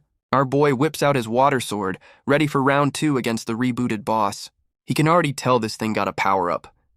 Yeah, that's the first penalty, dumbass. My man's coping hard, thinking he's got an edge because the orc is unarmed. Oh, you sweet summer child. The villain drops the first penalty, and the orc starts powering up with some dark, bloody voodoo. That dark energy starts forming into a new weapon right in the orc's damn hand. And just like that, the boss gets a brand new, even scarier-looking axe. So much for that unarmed advantage. Our boy is calling out the bullshit, realizing the game master just spawned a new weapon mid-fight. The orc doesn't waste any time, immediately charging in with his new shadow axe. The boss is coming in hot with a swing that's about to redecorate the whole damn room. Our boy is forced to block, and his little water sword is about to get a reality check against that new toy. My man's water sword is already cracking under the pressure. Yeah, that's not a good sign. And the orc's new axe just shreds right through his arm. That's gonna leave a mark, my guy. The boss's follow-through is so strong it's sending our boy flying. He just got styled on, hard. He's coughing up blood, finally realizing this powered-up version is not the same dude he was fighting. But our boy is back on his feet, charging up another attack like a true shonen dumbass. He's back to spamming Wave Surge, hoping a bigger water balloon will solve the problem this time. And the orc just walks through it like it's a damn car wash. His ultimate move is officially useless. Our boy is reaching out in desperation, completely out of ideas and about to get folded. But his magic scarf Ku finally jumps in, summoning a whole-ass ice barrage to save his ass. The ice spikes rain down, creating a wall between him and the boss. The pet is the real MVP here. The villain is actually impressed, giving props to our boy for making his pet do something useful.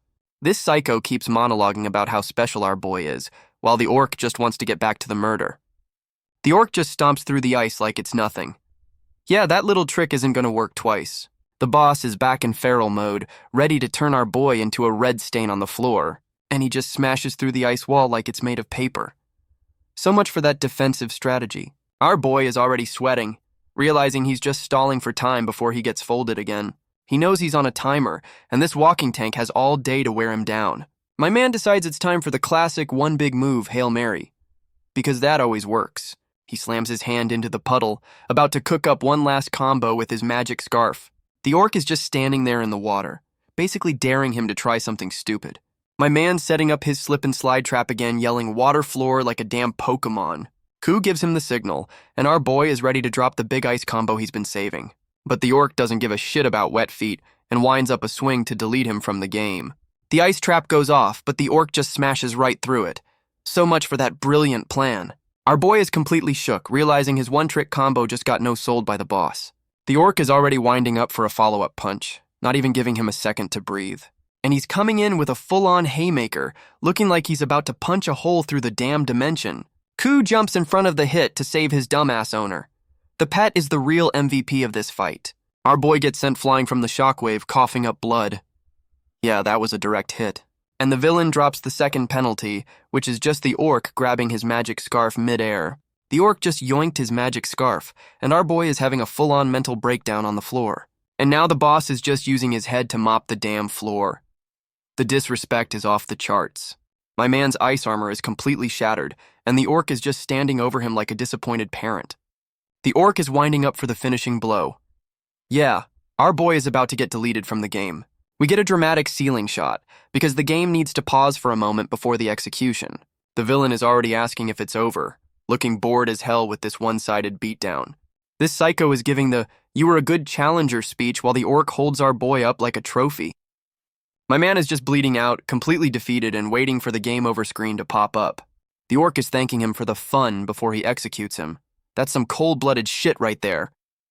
And here comes the axe for the final kill shot. It's been real, my guy. The orc drops the final line, calling him former challenger like he's already dead. This motherfucker is actually thanking him for the beatdown before he lands the kill shot. And the axe comes down for the execution. Looks like it's game over for our boy. The game really wants us to know this is the end, hitting us with the dramatic text again. The axe connects, and our boy takes a full-on slash to the face. That's a wrap, folks. But wait, his eyes snap open. Bro just activated his plot armor at the last possible second. My man clenches his fist, refusing to go out like a chump on floor 50. And he pulls a last-second water shield out of his ass to block the damn execution. The sketchy villain is actually surprised. Yeah, your little murder puppet missed, asshole. Our boy is on his last legs, but he's still standing. The refusal to die is strong with this one. Our boy is looking like a bloody mess, but he's basically saying, nah, I'm not done yet. He's refusing to die in this shithole, popping his ice armor again for round 3. He pulls off a slick dodge while the sketchy villain just watches like it's a damn movie. My man admits that was a close shave, but he's still in the damn fight. He's giving all the credit to his ice armor, realizing it's the only thing keeping him in one piece. His new plan is to just turtle up behind his armor. A defensive strategy? That's new for him. And just like that, the armor shatters. Well, that brilliant defensive plan lasted all of 5 seconds. My man is completely baffled that his one defensive move has a damn durability limit. He's back to his old tricks, powering up his water arm because defense is for nerds anyway. And he's back to charging in headfirst with that psycho grin. The all-offense build is back online. The orc is just standing there powering up its new shadow claws like it's waiting for our boy to do something stupid. And the boss goes for a full-on overhead chop, ready to turn our boy into two smaller, deader boys. Our boy meets the swing with his own water blade, and the whole room lights up like a damn rave. My man's got that I'm not dead yet look, but his pool noodle sword is not looking too confident. The orc puts its whole back into it, and you can just see our boy's defense starting to buckle. And the orc's shadow axe just shreds through his water sword like it's made of wet tissue paper. Yeah, that's a complete no-sell. His water magic is officially just for show at this point. Our boy gets knocked on his ass, and the orc is already winding up for the execution swing.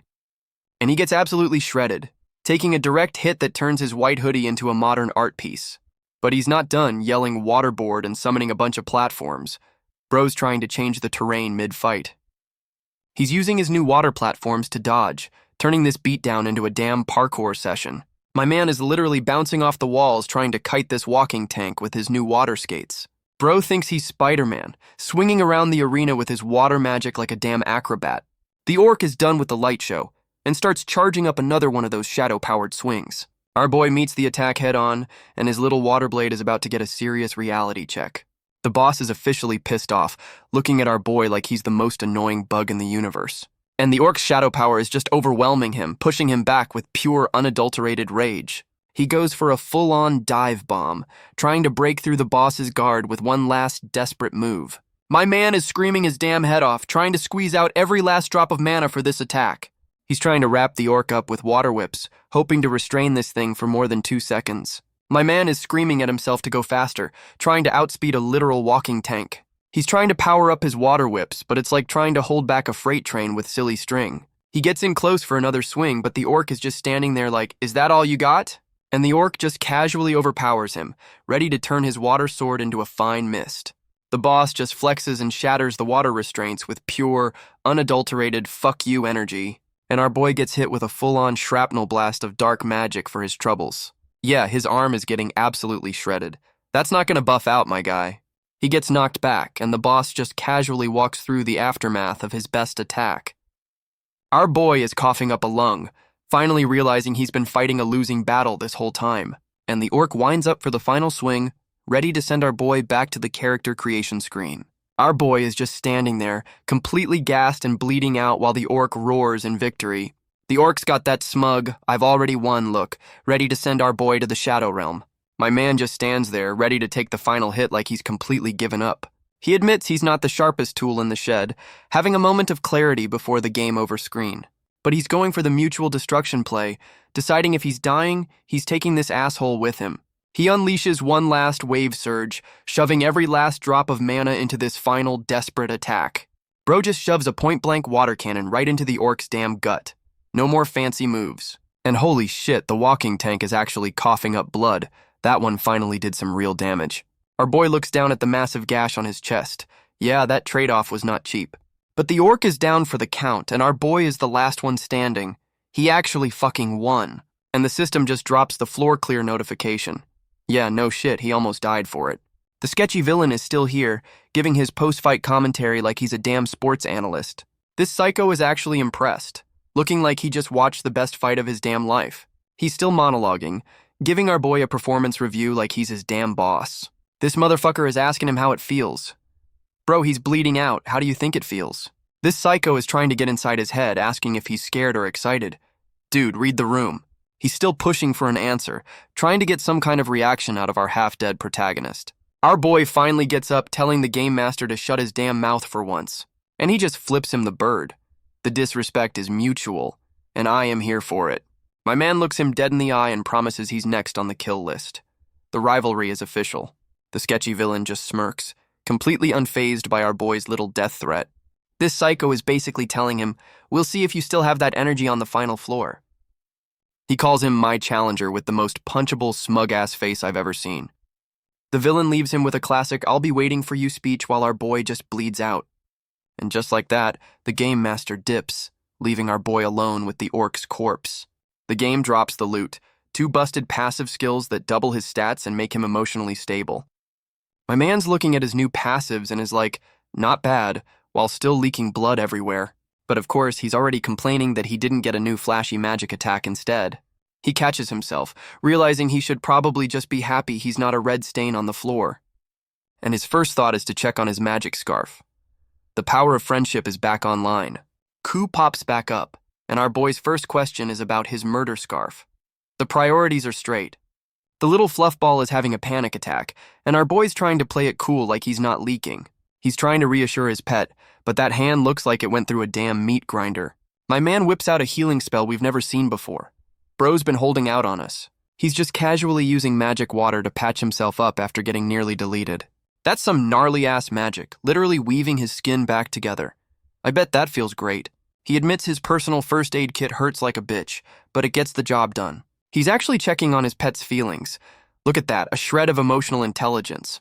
The fluffball is back in its designated murder accessory spot, and it's time to get back to the grind. My man's already walking off, completely unfazed after nearly becoming a permanent resident of floor 50. Our boy is just standing there, processing the absolute ass-whooping he just survived. And the orc just sits up, confirming our boy only beat the mind-controlled puppet version of him. Our boy asks if he remembers, and the orc's like, "Yeah, I had a front row seat to you almost dying." The orc is about to drop his last will and testament in the form of some much-needed advice. And our boy actually agrees to listen. That new emotional stability passive is already putting in work. The orc starts his post-fight analysis by calling our boy's final move a dumbass gamble. He then tells our boy to stop having an existential crisis mid-fight and actually focus. The orc is just listing off all his weaknesses like a damn coach. Bro's getting a full performance review. Our boy's face is screaming, "Okay, I get it, I suck. Can we wrap this up?" But the orc's got one last piece of advice, and it looks like this is the important one. The orc drops the most generic shonen advice ever. Don't give up. Groundbreaking stuff, my guy. And he hits him with the "you're the chosen one" speech. No pressure or anything, bro. Our boy's trying to act tough, hitting him with the "I know, dumbass." The tsundere energy is strong. The orc is satisfied with that answer and starts turning into loot. His job here is done. He's thanking our boy for the mercy kill as he fades out. That's one way to say goodbye. He's passing the torch, basically saying, "Don't fuck this up like I did." The orc's final wish is for our boy to save his world. The feels are officially hitting. Our boy just stands there watching the friendly boss NPC log off for good. He's trying to hype himself up, still looking like he's about to have a panic attack. And Ku is already glowing, probably pointing out the loot drop. The grind never stops. And the boss loot is a mystery egg that he can't even open yet. Classic gacha game bullshit. My man's taking the orc's final words to heart, looking all serious and protagonist-like for once. He pockets the new loot, probably hoping it's not another passive skill about emotional stability.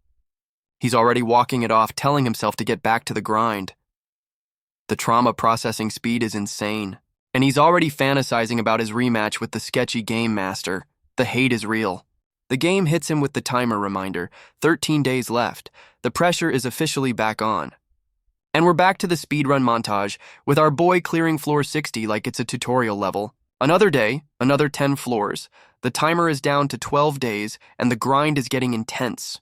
He's just one-shotting giant mobs on floor 70 now. That near-death experience came with a hell of a power-up, and the clock ticks down again. 11 days left to save the world and clap the Game Master's cheeks. My man's clearing floor 80, turning some snake lady into a damn ice sculpture, and the timer drops to 10 days. The game's not letting him breathe for a second. He's already on floor 90, styling on a giant-ass praying mantis. The power leveling is complete. Another day, another 10 floors. The timer is down to 9 days and the final boss is getting closer. The speedrun montage is officially over. My man has finally reached the end of the line. He's just standing there, looking like he's finally ready to face the final boss. And there it is, floor 99 cleared. He's standing in front of the final boss door. Our boy's having a moment, realizing this is the final stage of this whole damn death game. He's already thinking about the sketchy villain, ready to finally punch that smug look off his face. He and his murder scarf are ready for the final showdown. The ultimate tag team is about to drop. Ku is calling him out on something, and our boy is asking why it's a shame. The pet's got more sense than he does. My man's pulling out some loot he's been sitting on this whole time, probably another useless passive. It's a mystery rock with a lightning bolt. Bro's been holding on to a potential thunder-type evolution, and of course the pet was right. He's admitting Ku had a point about not using the damn thing. He's complaining that if this thing worked, he'd have a whole new magic type to play with. My man was hoping beating bosses would unlock it, but the game just said nah. He's just staring at his useless rock, realizing all that grinding didn't unlock his new toy. And he just throws a full-on tantrum, spiking the damn thing on the ground like a toddler. The system finally explains it's a sealed stone that needs a key. Bro, you just threw a legendary item. He's done crying about it and is ready to walk into the final boss room, putting on a brave face. My man puts his hand on the final door, ready to end this whole damn nightmare for good. He's got that I'm about to commit several war crimes look as he pushes the door open. The doors swing open with main character energy, and our boy steps into the final arena. He walks in with his murder scarf, ready to finally punch that smug villain in the face. Yeah, he's officially over this whole death game and is ready to clock out permanently. My man's taking his sweet time, probably soaking in the final boss room's dramatic lighting. He's trying to play it cool, walking in with his hands in his pockets like he's just here for a chat. And there he is, some dude just chilling at the end of the road like he's been waiting for him. Our boy is confused as hell because that's definitely not the sketchy game master he was expecting. Oh, it's a giant-ass samurai demon just vibing? The final boss has a final boss, apparently. The new samurai demon boss has the purple "I'm about to end you" eyes. Okay, final boss energy. And he's just posted up on a bridge, looking like the final boss from a damn FromSoft game. My man is just sizing him up, looking completely unfazed. The character development is real. The samurai demon grips his katana, and you just know some anime shit is about to go down. And he draws his sword with a dramatic-ass flourish. Bro thinks he's Virgil from Devil May Cry. The boss is just standing there with cherry blossoms falling. This is the most anime final boss ever. My man whips out his own ice sword, acknowledging this is the final exam for this death game. And he's got the cocky smirk back, basically telling the boss to bring it, bitch. The samurai demon just instant transmissions right at him. This dude's got speed hacks. And they immediately clash blades. The final boss fight is officially on. Let's fucking go. The samurai demon tightens his grip, ready to show our boy what a real final boss looks like. And he comes in swinging with that purple-ass anime sword energy, trying to delete our boy. Our boy is feeling the pressure, but he's holding his ground against the final boss's opening salvo. He's got the main character focus eyes on, trying to find an opening in this flurry of attacks.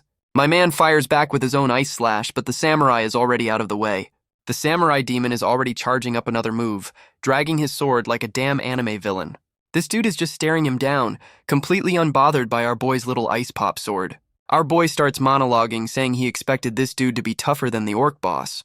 And he calls the final boss underwhelming with the smuggest look on his face. Bro, you never learn. The samurai just puts his sword away, about to hit him with the "you just activated my trap card" quick draw. The samurai demon goes full rage mode, pulling out a second sword. Yeah, he definitely heard that underwhelming comment. And he's coming in with a full-on dive bomb. So much for the slow, honorable duel. The boss unleashes a massive purple slash, and our boy is about to get a reality check. My man meets the attack head-on, but his little ice pop sword is looking real stressed right now. The samurai is putting his whole body into it, trying to just brute force his way through. Our boy's got that "I've seen this shit before" look, already cooking up a counterplay. The boss hits him with the "your attack is obvious" line.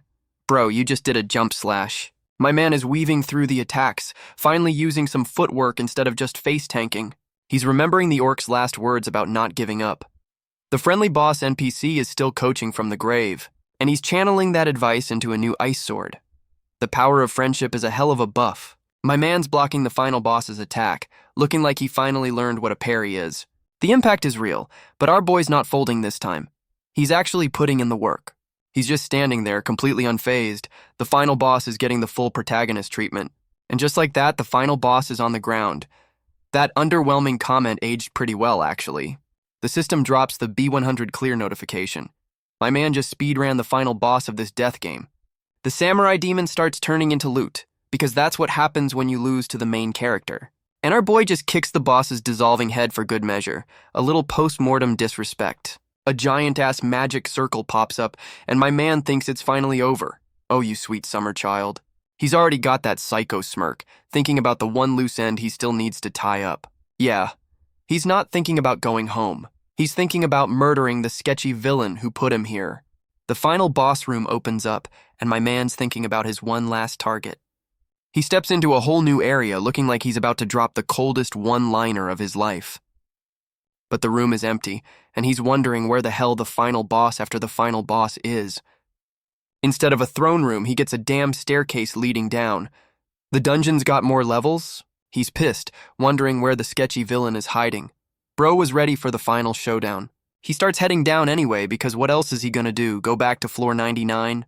And a familiar voice calls him out from behind. The jump scares in this place are getting old. The voice is roasting him for skipping the loot screen. Even the villain knows he's a loot goblin. The sketchy villain is monologuing about aesthetics, while our boy just wants to throw hands. And there he is, the game master himself, just chilling on the bridge with that punchable smirk. The sketchy villain hits him with the "My Challenger" line again, looking smug as ever. Our boy is absolutely seething, finally getting to confront the asshole who started all this. This psycho is trying to gaslight him into a calm chat. Bro, read the damn room. My man is trying to hold it together, but the villain's bullshit is testing his new emotional stability passive. The game master is telling him to be rational after trapping him in a death game. The audacity. Our boy decides he's done with the talking and starts charging up a "fuck you" blast. He just unleashes a point-blank water cannon, completely skipping the villain's monologue. The villain just casually stands there while some black goop melts off him. Yeah, that attack did nothing. Our boy is officially done with words, telling the game master exactly where he can shove his conversation. And the villain just complains about his temper after no-selling his best shot. The disrespect is unreal. The sketchy villain is actually complimenting his rage. Bro, he just tried to murder you. My man is having a full system error, realizing his ultimate "fuck you" blast was just a tickle. This psycho is asking if he's ready to talk now, like he didn't just no-sell his best move. The game master starts monologuing, admitting he thought our boy was just another chump who'd fail. And he's genuinely surprised our boy actually made it. Yeah, don't underestimate the power of plot armor. He drops the bomb that floor 100 was supposed to be the end. The originally is doing a lot of work there. And the system hits him with the stage 2 start. My man's face just says, "You gotta be kidding me." Our boy is just staring at the screen trying to process this new level of bullshit the game just threw at him. The villain confirms it, basically telling him, "You thought you were done? That's cute." And there it is. Stage 2 is another 100 floors. The game just hit him with the new game plus. The villain's basically saying, "Congrats on finishing the tutorial, now do it again, but harder." My man is clenching his fist, completely ignoring the new quest objective to ask the real questions. He's demanding a reason, and this psycho hits him with the "why what," like he's got short-term memory loss. Our boy is officially losing his shit, calling out the game master for straight up lying to his face. He's pissed that the finish line just got moved another 100 floors away. The rage is palpable. He calls the villain a cheat, and this motherfucker has the audacity to say that's a harsh word. This psycho is trying to frame this as a penalty, like our boy is the one who broke the rules. My man's brain is buffering, trying to remember what damn mistake he made to deserve this bullshit. The villain's got that smug-ass grin, loving every second of our boy's confusion, and he drops the call back to the orc fight, reminding him he still owes him a second penalty. The sketchy villain is loving this, asking if our boy really forgot about the second penalty. This psycho calls him naive for thinking the bullshit was over. Our boy is just processing the L. The game master is still trying to have a chat, asking a question with that punchable-ass smirk. This motherfucker asks him how he's feeling. Bro, he just found out he has to do this all over again. Our boy is officially done with the conversation and whips out his water sword for round 2. He charges in, ready to shove that water sword right up the villain's smug ass. The villain just stands there looking completely unbothered by the murder attempt. This psycho just stomps his foot and deletes the floor from under our boy. That's one way to end a fight. Our boy gets yeeted into the new dungeon while the villain complains about his uninspiring answer. And he hits him with the "My Challenger" line one last time as our boy falls into the abyss. The sketchy villain hits him with a final "don't bore me" as he falls into the DLC dungeon. He's just falling into the abyss. Welcome to New Game Plus, asshole. Our boy sticks the landing, but the emotional damage is already setting in, and he immediately punches the ground. Yeah, that new emotional stability passive is already on cooldown. He's just beating the shit out of the floor, taking out his frustration on some innocent paving stones. My man is officially at his breaking point after learning the finish line was a damn mirage. And there it is, the full-on mental breakdown. Bro is screaming into the void about this bullshit. He's just sitting there, completely defeated. The game didn't just beat him, it broke his damn spirit. He's already given up, calling it impossible. The self-doubt is back with a vengeance, my guy. The game hits him with the timer, and he realizes the math ain't mathing. He's officially on a suicide run. My man's doing the grim math and realizes he's not even gonna make it past floor 120. He's already imagining the endless grind, knowing the mobs will just keep getting stronger. The despair is officially setting in. He's accepted that the game has finally put him in a checkmate. And just like that, he's ready to give up. The protagonist has officially rage quit his own life. But of course, the system hits him with a conditions met pop-up. Apparently, giving up was the secret side quest. And that mystery egg he got from the orc boss is finally hatching. The plot armor delivery has arrived. Our boy is just sitting there, completely checked out while his new pet is being born right behind him. He wakes up from his despair nap, completely oblivious. Bro literally slept through his own power-up event. My man is still trying to reboot his brain after that nap, looking confused as hell, and the mystery egg hatched into a damn penguin with a scarf. That's the legendary loot? Seriously? The new pet is a fluffy little dude with a scarf, looking like he's about to ask for my lunch money. My man's brain is still buffering, trying to figure out what kind of Pokemon just spawned in front of him. The pets are just chilling while our boy contemplates the meaning of his miserable existence. He hits the new guy with the appraisal skill because he's gotta know if this thing is worth the inventory slot. It's a Thunder Tanuki that turns into armor, but its best moves are locked behind a damn friendship meter. Our boy realizes the condition to hatch the egg was him having a complete mental breakdown. That's a new one. He's complaining about the timing, because of course the plot armor only shows up after he's given up. My man is genuinely pissed that the game waited for his rock-bottom moment to give him a new toy. Ku is already trying to make friends with the new guy. The pets are networking while our boy sulks. He's already asking the new pet for its skill set. Bro's treating this like a job interview. My man's already judging the new pet, saying he's just as weird as his murder scarf. And the pets are already having a meeting without him. The fluffball is welcoming the new recruit. The new guy is already getting emotional. Bro, you just got here, calm down. Our boy is just watching his pets have a full-on conversation, completely left out of the loop. The new guy is powering up, about to show off what that armor skill is all about, and the Tanuki just yeets itself at him, turning into some kind of living clothing. The system confirms the transformation is complete. My man just got a new jacket out of the deal. He's checking out his new drip, realizing his pet just turned into a damn fashion statement. Ku is giving him the what about me eyes, probably jealous of the new pet's cool trick. Yeah, the murder scarf is officially in full-on notice me senpai mode. The jealousy is real. Our boy is telling his pets to fuck off so he can have his emo protagonist moment in peace. He's fully convinced it's pointless. That new emotional stability passive is already on cooldown. My man is just slumped over, officially rage-quitting his own life because the game got too hard. He's hitting himself with the I'm just a loser speech while his pet just has to listen to this shit.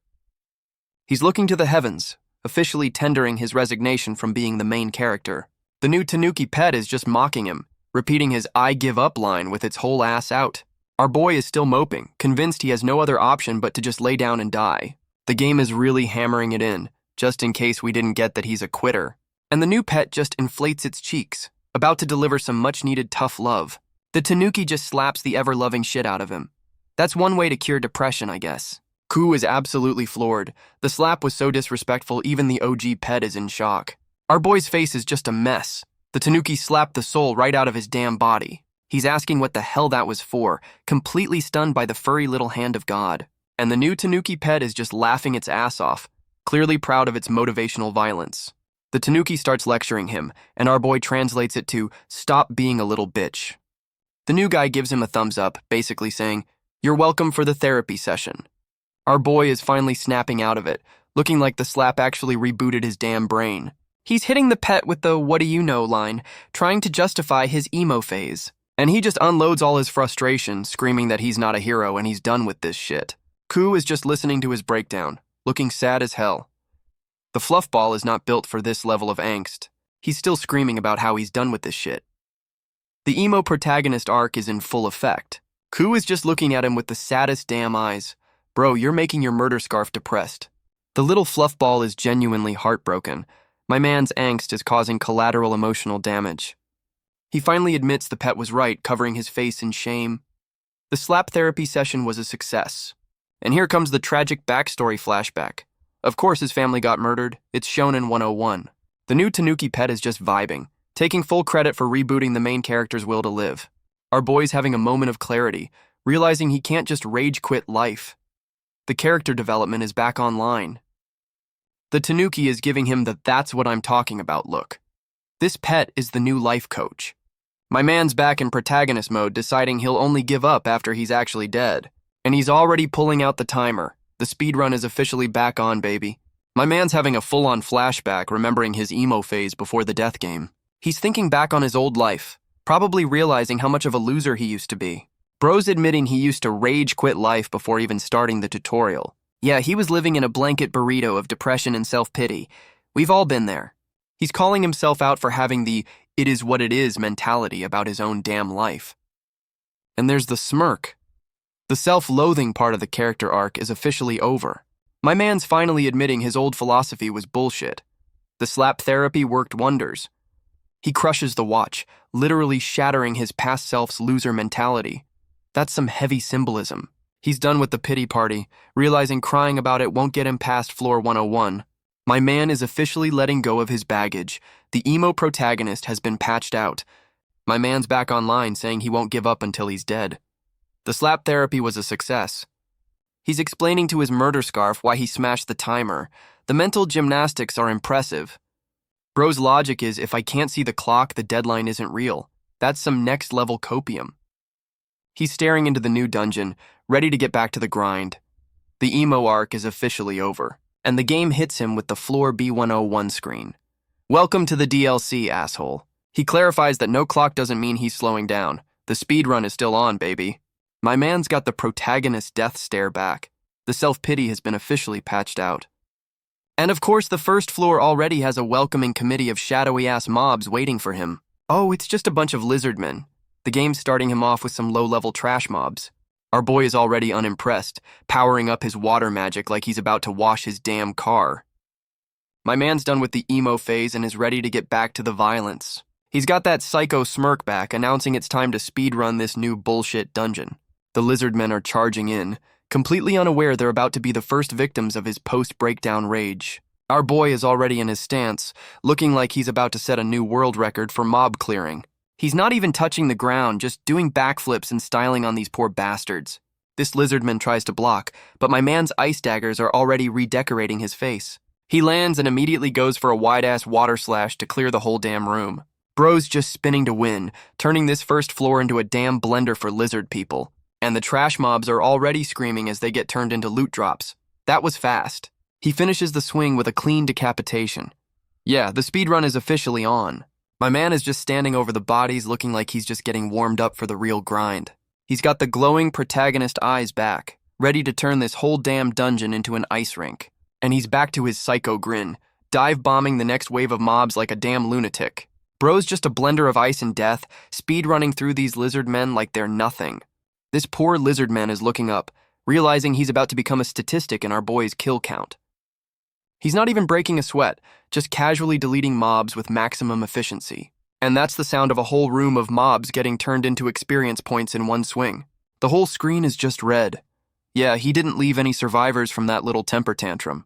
The game confirms the floor is clear, and his new Tanuki pet is already leveling up its friendship meter. And he's back to being a loot goblin, admiring the drops after his little murder spree. My man's got that on to the next one look. The emo phase is officially over. And he's already sprinting into floor 102. Bro's not wasting a single second of this speedrun.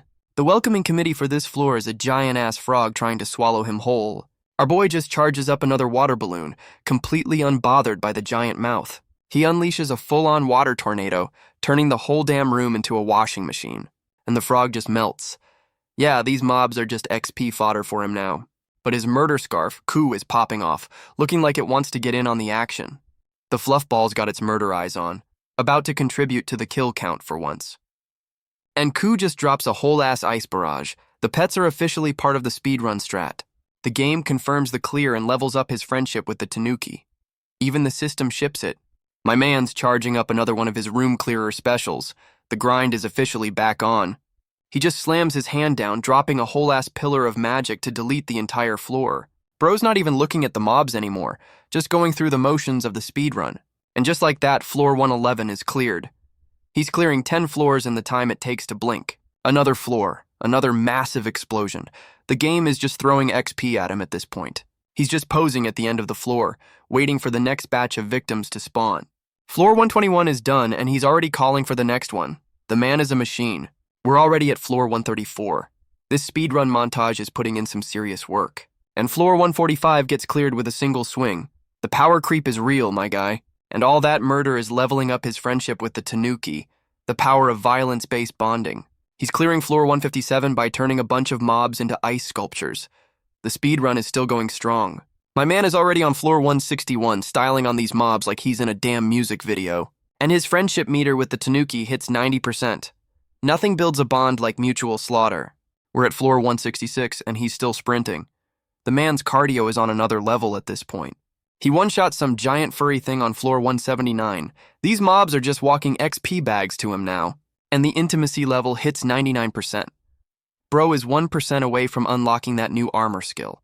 The game just throws a bunch of clear notifications at us. Yeah, we get it, he's a grinding machine. Another montage of him just deleting floors. The man is on a mission to make this dungeon his bitch. The speedrun finally hits a mini-boss, and it looks like he just put this giant lizard thing down for good. Our boy is finally looking gassed, leaning on the corpse. The non-stop grind is finally catching up to him. My man is back on his feet, ready to sprint through the next 20 floors like it's a damn marathon. And the grind pays off. He maxes out the friendship meter and unlocks a whole new thunder magic skill tree. He doesn't even stop to play with his new toys, just calls for the next floor. The man is a machine.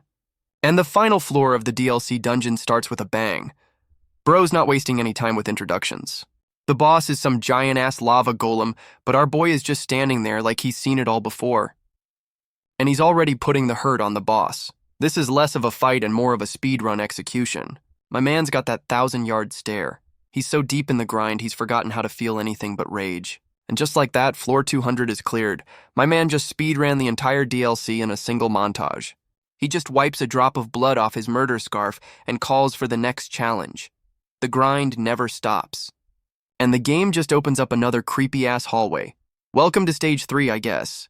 My man is standing at the entrance to the next hellhole, ready for another 100 floors of pain. He's got his game face on, asking his murder scarf if it's time to get back to the grind. Our boy is just casually strolling into the next level like he owns the damn place. The confidence is back. And of course, his inner emo self pops up to ask if he's really sure about this shit. The ghost of his past is just listing off all the ways this could go wrong. Bro, we just did this arc. His loser self is trying to grab him, whispering sweet nothings about his inevitable death. The self-doubt is literally trying to hold him back, telling him to just give up already. His inner monologue is hitting him with the "it's all pointless" speech. We are not going back to the emo phase. And his past self hits him with the full government name. That's how you know the psychological attack is serious. But our boy is just stone-faced, completely ignoring the hater in his own damn head. Our boy tells his inner hater to shut the hell up. The emo phase is officially canceled. His loser self is still trying to drag him down, calling him out for trying to be a hero. And he just shoves that negativity aside, literally breaking free from his past self's bullshit. He's admitting his old self was a loser who just wallowed in self-pity. The self-awareness is real. My man goes full-on shonen protagonist, slicing through his own damn self-doubt. And he's back to walking towards the next objective. The grind is eternal, even the mental one. The game is hitting him with the light at the end of the tunnel trope. Let's see what fresh hell awaits. He steps through the door into the next level, looking like he's about to drop an album cover.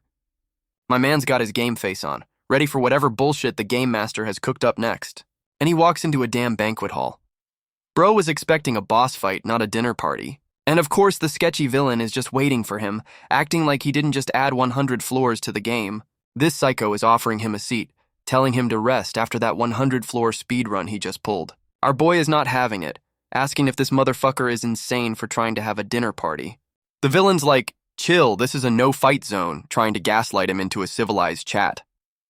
This psycho says he has good news for him. Yeah, I'm sure it's another 100 floors of bullshit. My man is just staring at the chair, probably wondering if it's trapped or just really uncomfortable. And he's done talking, powering up another fuck you water blast because words are for nerds. He just lets it rip, trying to turn this dinner party into a damn water park right in the villain's face. The camera just zooms in on the attack. Yeah, we get it. He's pissed off and shooting water. And the villain just casually stops the blast with one hand. Bro didn't even flinch. Our boy is trying to play it cool, asking if the villain really thought that little party trick would work. The villain just reminds him that his attacks are basically just a light breeze to him at this point. This psycho tells him to sit down again, treating him like a damn kid who needs a timeout. He's even taunting him, saying maybe if they talk, our boy will figure out how to not suck so bad. My man is officially pissed, but the villain's mind games are clearly getting under his skin. He finally gives in, agreeing to play along with this psycho's little dinner party from hell. Our boy asks to hear the good news, and you can just feel the sarcasm dripping off that line. The game master just snaps his fingers like he's about to drop the most condescending beat of all time, and he just summons a damn pimp cup for our boy, calling it a gift. Yeah, I don't trust that shit. This psycho says it's a promise from floor 1, a drink to celebrate him finishing the game.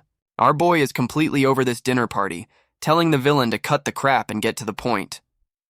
The villain asks him if he's noticed anything, trying to be all mysterious with his little party trick. And the good news is a damn pocket watch. Bro, he just wants to go home, not tell time. This psycho dangles the watch with that smug-ass grin, telling him to take a look. It's the same watch he smashed, and the villain points out he technically finished with time to spare. The villain drops the bomb. Since he beat the clock, the dungeon won't invade his world. Our boy is just standing there trying to process that he actually won. The conditions were met. This psycho is doing a whole farewell speech, promising to send him home. This feels like a trap. My man is in complete disbelief, asking if this whole nightmare is finally over. Don't trust him, bro. The villain confirms it with the most untrustworthy smile in the history of villains. Yeah, this is definitely not over. The sketchy villain is raising his pimp cup, trying to get our boy to join his little victory party. This psycho promises a one-way ticket home if he drinks it, and our boy looks like he's smelling bullshit. He's thanking him for the entertainment, calling him my challenger like he just won a damn award. The game master is literally holding him in the palm of his hand. The symbolism is not subtle, my guy. My man is just staring at the cup, and you can see the gears turning in his head, and he decides, nah, fuck that. The trust issues are finally paying off for once. He just pours the damn drink on the floor. The absolute disrespect is a work of art. The villain is actually shocked. His little puppet just cut its own strings right in front of him. And our boy's excuse is that he's underage. The pettiness is on a whole other level.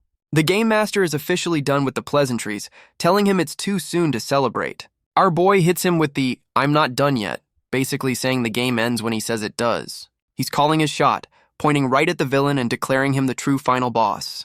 My man is going full protagonist mode, promising to end this whole damn game himself. The sketchy villain is mocking him, asking if he really thinks he can win with only 10 minutes left. Our boy just stares him down, confirming he's dead serious about this final showdown. He's got his swagger back, saying 10 minutes is more than enough time to clap his cheeks. The clock is officially ticking down from 9 minutes. The final boss fight has a time limit, and he's not wasting a second, immediately launching himself over the table to start the fight. My man is already charging up a water blast mid-air. The time for talk is officially over. The villain just smirks, completely unbothered. He's about to show our boy the final boss health bar. Our boy's big attack just splashes around the villain. Yeah, that did absolutely nothing. This psycho is asking if he forgot his attacks are basically just a light breeze to him. The game master pulls out his own magic, telling our boy he's just wasting precious time. And he's already throwing out some dark magic bullshit like it's nothing. The power gap is real. A whole ass wave of shadow tentacles is coming for our boy. This is the final boss welcome party. And the clock is already down to 8 minutes. The pressure is officially on, my guy. My man crosses his arms to block, getting ready to face tank the final boss's first real attack. He's getting absolutely swamped by the dark magic, but he's holding his ground for now. The villain is asking if he's finally lost his mind for trying to block that head on. Our boy just breaks free and starts running up the damn wall. The villain is actually impressed, and the clock is already down to 7 minutes. This final boss fight is a damn speed run. He's calling in his murder scarf for an assist. The power of friendship is his only hope now. And Ku actually does something, dropping a whole-ass ice barrage on the villain. The sketchy villain is just standing there, looking completely bored by the pet's attack. This psycho is just letting the attack hit him, saying it's pointless to even dodge, and he just summons a damn black hole to eat the attack. Yeah, that's a bit of a power gap. Our boy's face is screaming, "Oh, I'm so fucked." The reality of the situation is setting in, and the clock ticks down to 6 minutes. Bro is wasting time getting his ass handed to him. My man is still trying, coming in with a flying slash like he's got a chance. He swings at thin air while the villain complains he's interrupting their little chat. My man lands after his little wall run, but the villain's dark magic is still all over the damn place. This psycho is just standing there, looking bored while our boy is fighting for his damn life. Our boy is taking some chip damage, but he's still got that I'm not done yet look on his face. He throws another water slash, and the villain just casually sidesteps it like it's a damn breeze. The game master hits him with the "why don't you just give up" speech. Bro, read the room. Our boy is powering up another attack, while the villain tries to gaslight him about wanting to go home.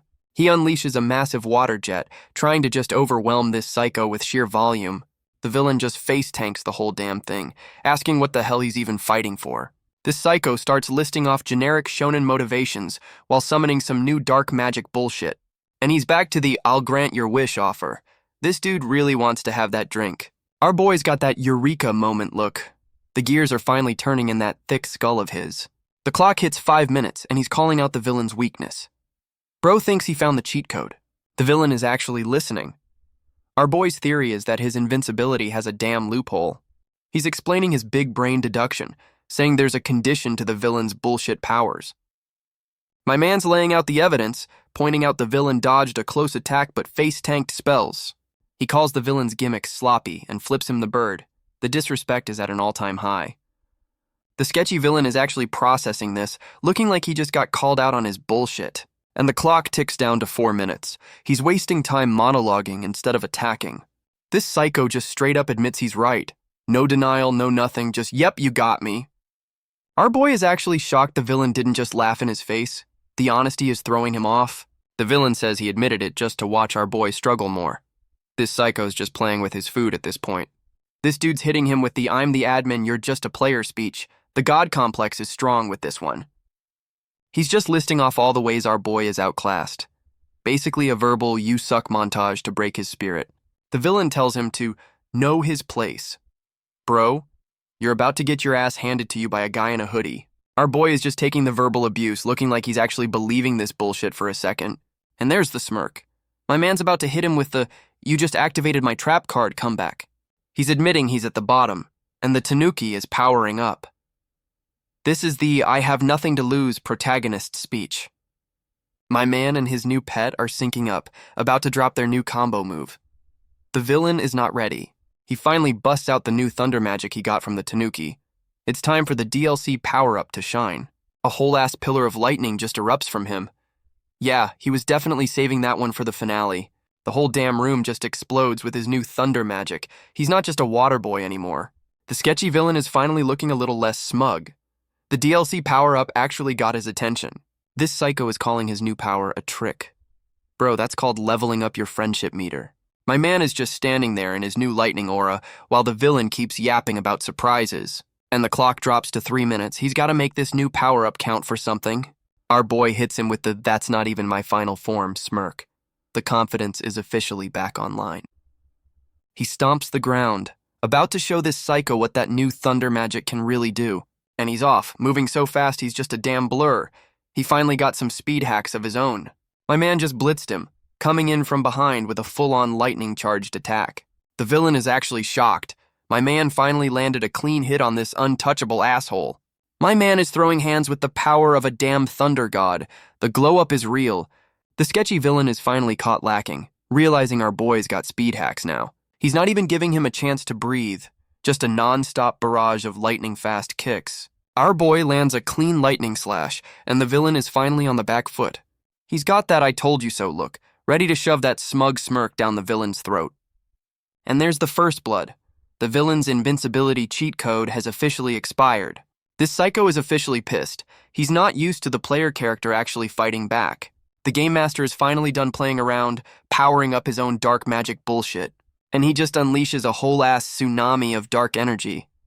The real final boss fight starts now. Our boy is just standing there, completely unfazed. He's ready for this psycho's final form. Our boy's got that "I told you so" smirk, finally cracking the villain's bullshit invincibility cheat.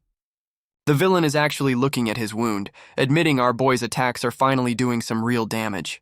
My man's charging up another attack, about to hit him with the most disrespectful question of all time. He hits him with the "how you feelin' now?" while flexing his new DLC power-up like a damn peacock. And he just unleashes a full-on beatdown. The time for monologuing is officially over. Bro's just a blender of ice and lightning, finally putting this psycho on the defensive for once. The villain is actually blocking now, looking pissed that the player character is finally fighting back. This psycho is finally getting his ass handed to him after all that talking down to our boy. Our boy is not letting up, just a non-stop barrage of fuck you with his new speed hacks. The villain's got that smug look back, acting like a little scratch is nothing. Bro, you're bleeding. Our boy is just styling on him now, landing another clean hit with the new lightning-fast attacks. The villain is actually shook, realizing our boy's new power-up is way stronger than he expected. My man's just getting warmed up and his speed is still ramping up. The psycho can't keep up. This psycho is officially panicking, admitting he can't find an opening in this non-stop beatdown. And another one. Our boy is just dicing him up and the villain is finally feeling the pain. This psycho is doing the math and realizing he's about to get folded if this keeps up. Our boy is just taking him apart and the villain is running out of body parts to block with. Oh, now he's worried? This psycho is about to lose his admin privileges for getting his ass beat. And we get the villain's tragic backstory. He's got God mode powers but is about to lose them. The game explains his invincibility cheat code, which our boy just completely bypassed with brute force. This psycho is just listing off his admin powers, starting with restoration. Bro's just reading his own character sheet. He can also make shadow clones, so he's got Naruto's whole moveset on top of being a game master. And of course, he's got full system management privileges. Yeah, we knew that when you added 100 floors, asshole. The game's showing him as a puppet master, basically confirming he's been playing God this whole damn time. But the system hits him with the terms and conditions apply fine print. His God mode has a damn catch. And the price for all that power is getting metaphorically shanked. Looks like there's a cost to being a dick. Oh, so his power is literally fueled by the lives of everyone who died in this death game. That's fucked up. All those dead challengers are literally the battery pack for this psycho's God complex. And using his admin powers burns through lives even faster. So our boy's survival was literally draining his battery. This psycho admits long-range attacks cost nothing, but close range drains his HP. Our boy's fuck you beatdown is working. The villain realizes he's not immortal anymore and is officially in don't get hit mode. And this psycho finally stops playing around, coming at our boy with some actual speed for once. He's about to burn through his dead player battery for a one-shot kill. Bro is getting desperate. The Game Master is powering up his final form, surrounded by some edgy red bullshit aura. And the clock hits 2 minutes. My man's gotta wrap this up before the timer runs out. This psycho comes flying in, ready to end this whole damn fight with one big desperate lunge. Our boy meets him head-on, blocking the all-or-nothing attack with his new lightning powers. My man is taking some serious damage from the impact, but he's not backing down an inch. The villain's hitting him with the, "You should have just taken the L speech mid-combo." And our boy gets a whole-ass shadow spike right through the chest. Yeah, that's not gonna buff out. My man is leaking, but the lightning is still crackling around the wound. He's not out of the fight yet. He gets sent flying across the room like a damn ragdoll. That's gotta leave a mark. Bro is coughing up his own damn organs. The villain's final attack was definitely not a tickle. He's on his knees, looking like he's about to fold. The murder scarf is trying its best to keep him together. This psycho is back to his know-your-place bullshit. Bro, you were just getting your ass beat. The Game Master hits him with the farewell speech, ready to end his little speed run for good. This motherfucker is looking way too calm for someone who was getting diced up a minute ago. And the clock hits 1 minute. It's officially do or die time for our boy. My man's not done, calling out the villain with his last breath. The protagonist's power-up is loading. He's channeling all his remaining energy into one last fuck you lightning blast. This is it. My man's going for the all-or-nothing final clash, putting everything he has left into one last hit. The final attacks connect, and the whole damn room is about to get redecorated with their bullshit magic. The villain's dark magic is trying to swallow him whole, but our boy's not folding just yet. He's screaming for his murder scarf, putting every last drop of protagonist power into this one attack. And the villain just looks bored, like he's waiting for this little light show to be over already. Yeah, our boy's final attack is getting absolutely eaten by the villain's edgy dark magic. And the villain just overpowers him, sending him flying like he just got hit by a damn truck. My man is getting ragdolled again, but he's still got that "I'm not done yet" look on his face. He's already forming another blade midair. This dude's got more last stands than a shonen protagonist. And he actually lands the hit, shoving his sword right into the villain's smug-ass face. The villain is actually shocked our boy stopped his final attack by shoving a sword in his face. My man is talking mad shit, asking if the villain wants to get diced up for a second time. He's got that psycho smirk back, basically saying, "You really thought that was my final attack?" And he just unleashes a full-on lightning slash, turning this psycho into a damn light show. The game master is screaming his lungs out as he gets absolutely deleted by the final attack. And there goes his arm, just dissolving into nothing. Yeah, he's officially been uninstalled. The villain is just a twitching mess on the floor. Our boy's final fuck you really did the trick. This psycho is on the ground, admitting defeat and calling it our boy's victory. My man is standing over him, telling him to cut the crap and stop the damn timer already. And this motherfucker just laughs. Bro, you just got folded, what's so damn funny? This psycho is on the ground, pulling some last-minute magic circle bullshit while admitting defeat. Our boy is just standing there as the whole damn room starts to fall apart around him.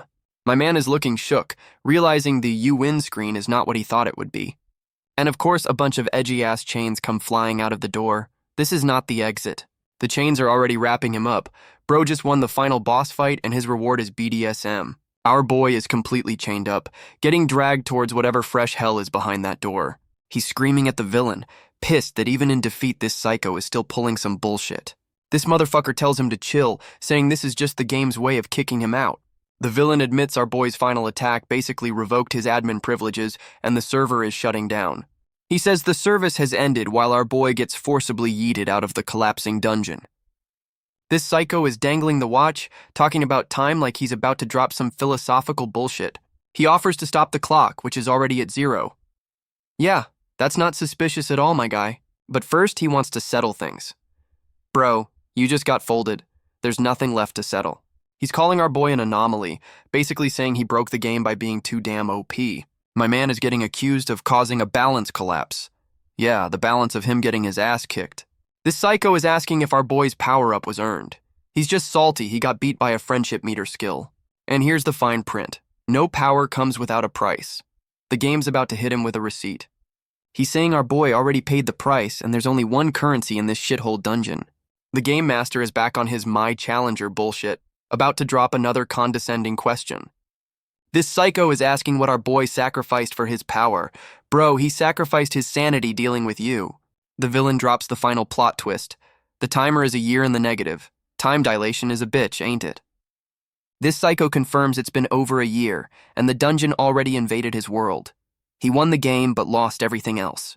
Our boy is getting forcibly ejected from the server as the whole damn place comes crashing down around him.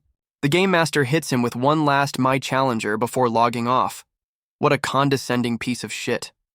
He's getting yeeted out of the game, and the villain's final fuck you is finally sinking in. My man is just processing the massive L he just took. The emotional damage is officially off the charts. He's admitting to himself that he knew something was fishy with the time. A little late for that, my guy. Yeah, the classic time flows differently in the dungeon trope. The game really hit him with the fine print at the end. A flashback to the speedrun montage, showing how he lost track of a whole damn year just grinding. He was so deep in the zone he didn't even notice the days flying by. That's what happens when you smash the clock. He's remembering how the game gave him false hope, making time crawl during the hard parts to keep him grinding. And he realizes this psycho was just stringing him along with that punchable-ass smirk the whole damn time. My man's having an existential crisis, realizing he was just a puppet on a string from the very beginning. He's looking back and seeing that all his grinding and suffering was completely meaningless in the end. Even after all that, he still couldn't beat the system. The game master played him like a damn fiddle. He's staring at the chains, asking himself if this is really how his shonen protagonist story ends. But my man clenches his fist, deciding he's not about to take this massive L lying down. He's trying to break free, hitting the game with a last-minute "this ain't over" protagonist speech. Even as the villain turns to dust, our boy is refusing to accept this bullshit ending. He's still fighting the system, screaming that he refuses to give up even as he's getting kicked from the server. Our boy is already trying to find a loophole, remembering the villain's lore dump about dimensions. He's decided to go on a dungeon-crawling world tour to find this psycho's home address. And we get a flashback to the villain, who apparently had his own shonen protagonist moment once. Our boy makes the same damn promise, vowing to hunt this motherfucker down across dimensions. The villain's flashback ends with a smug-ass smile. The parallels are getting a little too real. This psycho, Salius, finally gives his name with a final, condescending, "I'll remember you." He's turning to dust, still calling our boy Challenger, like he's the main character of this story. And he hits him with the, "Until we meet again. Bro, you just got deleted, stay dead." The screen goes to black as our boy gets officially yeeted from the server. The game has ended. My man wakes up looking completely lost. Welcome back to the real world, asshole. Hope you like apocalypses. My man is back in the real world, looking like he just woke up from the worst hangover in history. He's stumbling around, trying to get his bearings after being forcibly logged out of the death game. And the reality of the situation finally hits him right in the damn face. Yep, the whole world went to shit while he was gone. Welcome home to the apocalypse, my guy. And the system hits him with a new stage start. The tutorial is officially over, asshole. The world is literally glitching around him as the new game rules finish loading in. He's standing in the middle of a wrecked-ass city. The post-apocalypse DLC is looking grim. Our boy is just walking through the ruins of his old life, taking in the massive L. He's got that well-fuck look on his face, but he's not breaking down this time. My man is staring up at a building, probably his old apartment. Time to see what's left. My man's finally processing the fact that he won the battle but lost the whole damn war. He's announcing his return to a world that's been completely trashed in his absence. Welcome home, loser. He's finally at his old front door, about to see what's left of his past life. Our boy steps into his old apartment, announcing his return to an empty-ass house. The inside of his house is giving off some serious haunted mansion vibes. Not a good sign. My man's doing a quick sweep and realizes the place is a ghost town. The dread is setting in. He's trying to rationalize the empty house, hoping his family just evacuated and didn't become monster chow. Our boy is trying to convince himself everything's fine. That's some high-level copium right there. He flips the light switch out of habit and the damn thing actually turns on. That's suspicious as hell. My man is officially confused. The world is in ruins, but the power grid is somehow still kicking. My man's finally using his brain, questioning why the lights are on in the middle of the damn apocalypse. He spots a note on the table. You know what that means. It's time for some tragic exposition. He's staring at the letter like it's a bomb. Bro, it's just paper. Read the damn thing already. Our boy finally picks up the note, bracing himself for the emotional gut punch that's about to land. And it's from his little sister.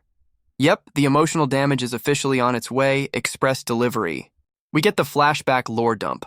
Monsters, useless guns, the usual post-apocalypse starter pack. The letter explains everyone's evacuating to Tokyo, the last safe zone in this shithole world. She's leaving him directions to the evac point. The teardrop on the page is a major death flag. And there's the breakdown. She's begging him to stay safe. Bro, your family is probably monster food. The letter's signed by Hiyori. At least we have a name for the person he probably failed to save. Our boy is just sitting there, absorbing the full weight of the emotional damage from that letter. He's clinging to the hope that they just evacuated and didn't end up as monster food. And just like that, he's got a new main quest. Find the family. The grind is officially back on. My man's already doing the math and realizing this post-apocalypse road trip is going to be on foot. He's mapping out a 3-day hike through monster-infested Japan. What could possibly go wrong? Bro's already packed his go bag, ready to start the Find My Family side quest immediately. First stop on the apocalypse tour is a department store. Time to go looting for some supplies. And we cut to some new guy in fancy-ass shoes. Who the hell is this clown? This dude is dressed for a damn board meeting, not the end of the world. The drip is immaculate, though. Oh, it's a whole squad of rich kids running for their lives. The apocalypse doesn't care about your trust fund. This new suit-wearing dude is already gassed, but the girl is telling him to suck it up and keep moving. Some nerd is asking the class rep what the plan is. Bro, the plan is clearly don't die. The blonde class rep admits their attacks did jack shit, so the plan is to just run. Galaxy brain leadership right there. Yeah, this blonde class rep is already admitting defeat. Not exactly protagonist material, my guy.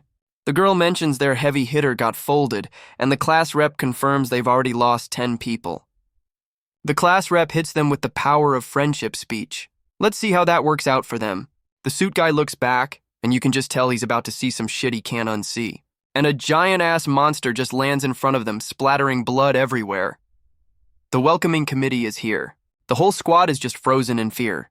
Yeah, they are not built for this post-apocalypse life. And the monster, some minotaur-looking thing, is ready to turn these private school kids into lunch meat. The girl is freaking out that the monster caught them. Yeah, running in a straight line wasn't the galaxy brain move you thought it was. The blonde class rep is having a full-on existential crisis. Bro, you are not built for the apocalypse. And the minotaur is winding up to turn one of these kids into a damn pancake. But a random-ass ice blade just slams into the ground, stopping the attack. A wild protagonist has appeared. The minotaur is officially pissed that someone interrupted his after-school snack. Yeah, this thing is ready to throw hands with whoever just crashed its little murder party, and a giant-ass water slash comes out of nowhere and just deletes the monster. Our boy is back in business. The rich kids are just sitting there, completely stunned that they didn't just become monster food. The dust starts to clear, revealing the silhouette of their new savior. The timing is impeccable, and it's our boy standing on the corpse like he just took out the damn trash. The grand entrance is a solid 10-10. The girl is just staring, trying to process who the hell just saved their rich asses from becoming monster chow. Our boy is just standing there, giving them the full mysterious savior treatment. The murder scarf completes the look. The blonde class rep asks if he's okay. Bro, he just one-shotted a minotaur, I think he's doing just fine. The class rep is thanking him while our boy just walks over the monster's corpse like it's a welcome mat. My man's playing it cool, saying the monster was annoying him. He's still clutching that stab wound from the final boss, though. The blonde dude is giving him the "wait, I know you" look. The gears are finally turning in that prep school brain. And he recognizes him, calling him by his government name. Our boy looks like he hasn't heard it in a damn year. This dude, Kenjin, hits him with the "we were childhood friends" speech. Bro, it's the apocalypse, not a class reunion. Our boy is processing the word friends like it's a foreign language. The death game really did a number on him. And we get a nice shot of the trash department store. The looting side quest is officially about to start. The rich kids are having a little campfire chat, and the blonde dude hits our boy with the "it's been 5 years." Kenjin's trying to make small talk about how much our boy has changed. Yeah, a year in a death game will do that. Our boy just agrees with a dead-ass stare. The social skills have been officially uninstalled. The blonde class rep is still trying to force this awkward class reunion in the middle of the apocalypse. My man is just staring into the middle distance, probably reliving some dungeon-based trauma instead of listening. And we get the tragic backstory. This Kenjin dude was his childhood best friend. This just got awkward. The lore dump continues, explaining they were basically inseparable back in the day before life happened. But they drifted apart after going to different schools. A tale as old as time, my guy. And now they've reunited just in time to run for their lives. What a heartwarming reunion. The class rep is having a moment, realizing he and his friends would be monster chow without our boy. The blonde class rep is having a full-on guilt trip, thinking his friends died because he was too weak. And he realizes he said the quiet part out loud, having a little panic attack mid-conversation. Our boy just shuts down the apology tour, telling him to cut the self-pity bullshit. He's already moving on, asking who the hell the other 2 NPCs in their party are. And the side characters finally get a line, looking like they're about to be formally introduced. The kimono girl and the suit guy finally introduce themselves. At least we have names for the cannon fodder. The blonde class rep explains they're all just classmates who met up while camping in the apocalypse. Our boy calls bullshit on the camping story, and the class rep explains it's an evac site. The kimono girl clarifies it's a refugee camp for people who got stuck when the monsters showed up, and she asks our boy what group he's with, not realizing he's been playing solo this whole time. Our boy just hits them with the "I'm on my own" line. The lone wolf protagonist act is officially back. The class rep is just looking up at him, realizing our boy's power level is on a whole other planet. My man tries to compliment them, assuming they've been surviving this shithole for a whole year. And the blonde class rep is completely lost, telling him the apocalypse only started a few days ago. Our boy's brain just short-circuited. The math is officially not mathing for him right now. The side characters confirm the world only went to hell about a week ago. The plot twist is twisting. He's finally connecting the dots, remembering the dungeons appeared a year ago, but the invasion is new. The class rep asks about the dungeons, calling them a game. Oh, if you only knew, my guy. The blonde dude tries to ask for a favor, but our boy just hit him with the "hold that thought." My man is finally asking for the lore dump he desperately needs, admitting he's been completely out of the loop. The blonde class rep is about to drop the lore bomb our boy desperately needs to hear, and so begins the post-apocalypse tutorial, courtesy of his long-lost childhood friend. The blonde dude confirms the dungeons popped up a year ago, which our boy already knew the hard way. But the monsters only started invading a week ago, confirming the 1-year timer was real all along. So his win wasn't completely pointless. He just stopped one dungeon from shitting out monsters. But new dungeons are still popping up, meaning his psycho game master could be anywhere. And humanity can't even close these things, so his revenge tour just got a lot harder. The blonde dude also confirms that guns are basically just glorified pea shooters against these things. But apparently the world has already established a whole new rulebook for this apocalypse shit. The class rep explains Tokyo is the last safe zone because it's full of high-level players. Our boy asks about rankers, trying to catch up on a year's worth of Apocalypse patch notes. The blonde class rep decides a live demo is faster than a lecture and starts to pull up his menu. And the whole squad just casually opens their status windows. This shit is standard issue now. My man is shook that the whole world got access to the system he almost died in. The blonde dude explains the status window and points out the number that determines their rank. So the ranking is like golf. The lower your number, the more OP you are. The noobs are in the high millions. The kimono girl decides it's time to ask the $1,000,000 question. She asks our boy what his rank is, and he looks like he's never even thought about it.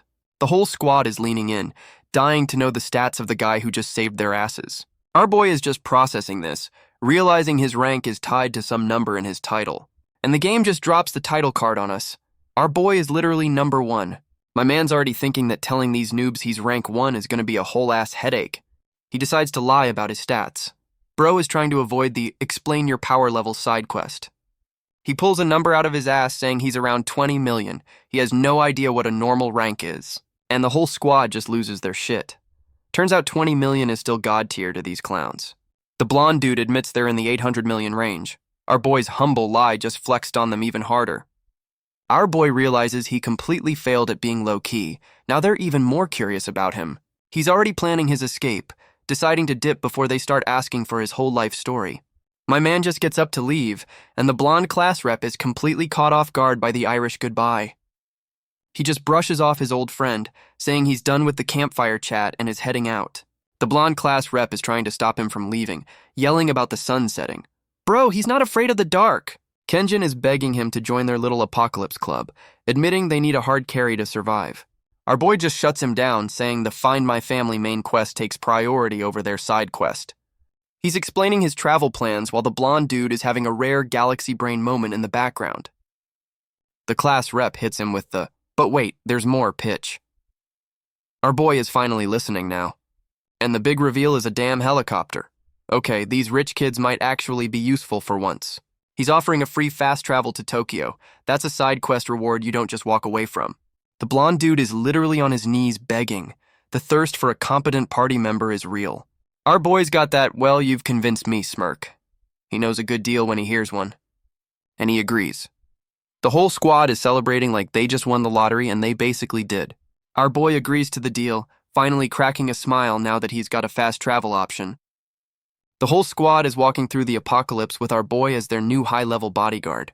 The blonde class rep points out their little apocalypse clubhouse like he's showing off a mansion. My man is looking at their camp like it's a damn dump. He is not impressed in the slightest. And their base is just a sad-looking building with some half-assed barbed wire. The blonde dude is acting all proud like he just showed him the damn Ritz-Carlton. Kenjin is holding up the barbed wire while our boy just ducks under it, probably judging their security. My man is already analyzing their shitty defenses, thinking this place is a damn death trap. He's got his game face on, already spotting all the ways this place could get overrun in seconds. He's calling their little hideout a fortress. The sarcasm is practically dripping off the page. The blonde class rep is trying to sell our boy on their solid defenses. My man is not buying it for a second. Kenjin's giving the sales pitch. High walls, one entrance. Bro, that's just a bottleneck waiting to happen. He's bragging about having 100 people and some flimsy-ass barbed wire. Yeah, real Fort Knox you got there. And here comes the but. The class rep's face says the good news is officially over. Oh, so their fortress is running out of food and medicine. Shocker. The supply drops aren't enough. Their whole survival plan is basically on back order. So they send people out on suicide runs for supplies. That explains why they almost got folded earlier. The blonde dude confirms they were on one of those failed loot runs when our boy showed up to carry them. Our boy asks the real question. Who's dumb enough to volunteer for these death errands? The class rep is sweating bullets, probably because the answer is whoever we can guilt trip into it. And of course, the welcoming committee is a bunch of dudes yelling at them to freeze. Real friendly place they got here. Our boy's wondering if this is the apocalypse version of a TSA checkpoint. The kimono girl looks just as lost. The kimono girl confirms this is not standard procedure. Looks like the camp got a new management team. My man is just looking back like, what the fuck did you get me into? He is so done with this side quest already. The blonde class rep is panicking, trying to explain he's not a threat. Bro, you look like you couldn't fight a toddler. And some new goons show up on the roof. Yeah, This place has definitely been taken over by some assholes. A new challenger approaches, and you can tell by the douchebag shoes he's the one in charge now. This new yellow jacket wearing motherfucker is surprised they survived. He definitely sent them out to die. The new camp leader gives them a smug, welcome back. The blonde class rep is not having any of his shit. Kenjin's asking where the real soldiers are. Looks like this delinquent staged a damn coup while they were gone. The new yellow jacket wearing douchebag is trying to play it cool, saying they're all just survivors here. This clown's already getting pissed they're getting the side eye, acting like he's not a walking red flag. The blonde class rep calls him on his bullshit, asking why a bunch of delinquents are playing gatekeeper. And the friendly act is officially over. Yellow Jacket grabs Kenjin, telling him to shut his damn mouth. His whole crew of wannabe gangsters pops out with bats. Yeah, this is a hostile takeover, all right? Our boy is just watching this go down, completely unfazed. He's fought literal gods. This is just sad. The whole squad is surrounded by these clowns. This is the saddest-looking shakedown I've ever seen. The Yellow Jacket leader is giving them a final warning, like he's the main villain of this arc. He's telling them to fall in line. Bro, you're threatening a guy who one-shots minotaurs for fun. Our boy is just standing there, trying to process the sheer audacity of these low-level thugs. Our boy is just watching this whole pathetic display, completely unbothered by these low-level goons. The blonde class rep is already folding, telling his friend to just do whatever the thugs say. My man's already clocked the snipers on the roof, pointing out the real threat to these clueless NPCs. And Kenjin finally sees the crossbows. Yeah, this little coup was more planned out than he thought. Our boy's flexing his high-level perception stat, while the kimono girl is squinting like she lost her glasses. The blonde class rep decides to take the L, thinking an apology will solve this whole hostile takeover. And he's doing a full-ass bow to a dude in a yellow tracksuit. The second-hand embarrassment is painful. The Yellow Jacket leader is loving this power trip, calling the class rep an obedient little dog. Now that Kenjin has officially bent the knee, the Yellow Jacket douchebag is ready for the shakedown. And there it is, he's demanding an entrance fee. Bro's running a protection racket in the apocalypse. The suit guy is losing his mind over the entrance fee. Bro, you're in the apocalypse, not a damn nightclub. The blonde class rep is trying to keep his boy from getting his ass handed to him by these low-level goons. Kenjin tries to negotiate with the supplies they just risked their lives for. Bold strategy. Let's see if it pays off. The Yellow Jacket leader just shuts him down, telling them to leave the backpacks. The negotiation is officially over. This clown is making sure everyone pays the toll, even the quiet ones in the back. The side characters are pissed they just did a suicide run for nothing. Welcome to the apocalypse, kids. Our boy just drops his bag without a second thought. He's here for the helicopter, not the damn camping trip. The Yellow Jacket douchebag is surprised by the easy compliance and lets them pass. He really thinks he's won. The whole squad does the walk of shame past these wannabe gangsters, while our boy just chills in the back. And of course one of the thugs stops our boy. You just had to poke the sleeping bear, didn't you? This red-haired goon compliments our boy's jacket. We all know where this is going, my guy. And there it is. He's demanding the jacket and grabbing the murder scarf. You just touched the man's emotional support pet. Our boy is just staring, completely unimpressed. The silence is screaming, you have no idea who you're fucking with. My man gives him a 3-second warning to let go. That's 2 seconds more than this clown deserves. The red-haired goon is genuinely confused. Bro, he's counting down to your funeral, try to keep up. This idiot starts screaming, completely oblivious to the fact his 3 seconds are almost up. And he swings his little bat thinking he's about to teach our boy a lesson. Oh, a lesson is coming, all right. Our boy hits 0 on the countdown. The time for mercy has officially expired, my guy. The bat connects with something solid and the goon looks shocked. Yeah, that wasn't our boy's face. And our boy just decks him with one clean punch. No magic needed for this low-level trash. The red-haired goon is spitting out his teeth. Yeah, that's what you get for touching the emotional support scarf. And our boy just sends him flying with a single punch. This is what happens when you skip the tutorial, my guy. The Yellow Jacket leader is pissed, saying our boy just crossed a line. Bro, you run an apocalypse protection racket. My man just hits them with the come at me all of you pose. The time for being low-key is officially over. The Yellow Jacket douchebag is actually shocked someone stood up to him. His little power trip is hitting a speed bump. Our boy is asking what happened to all their tough guy energy from a minute ago. The call-out is savage. He's just smirking at them, calling them a bunch of spineless cowards. The disrespect is beautiful, and the Yellow Jacket leader is officially triggered. The taunts landed better than any punch ever could. He orders his whole crew of wannabe gangsters to jump him, a classic I can't win a fair fight strategy.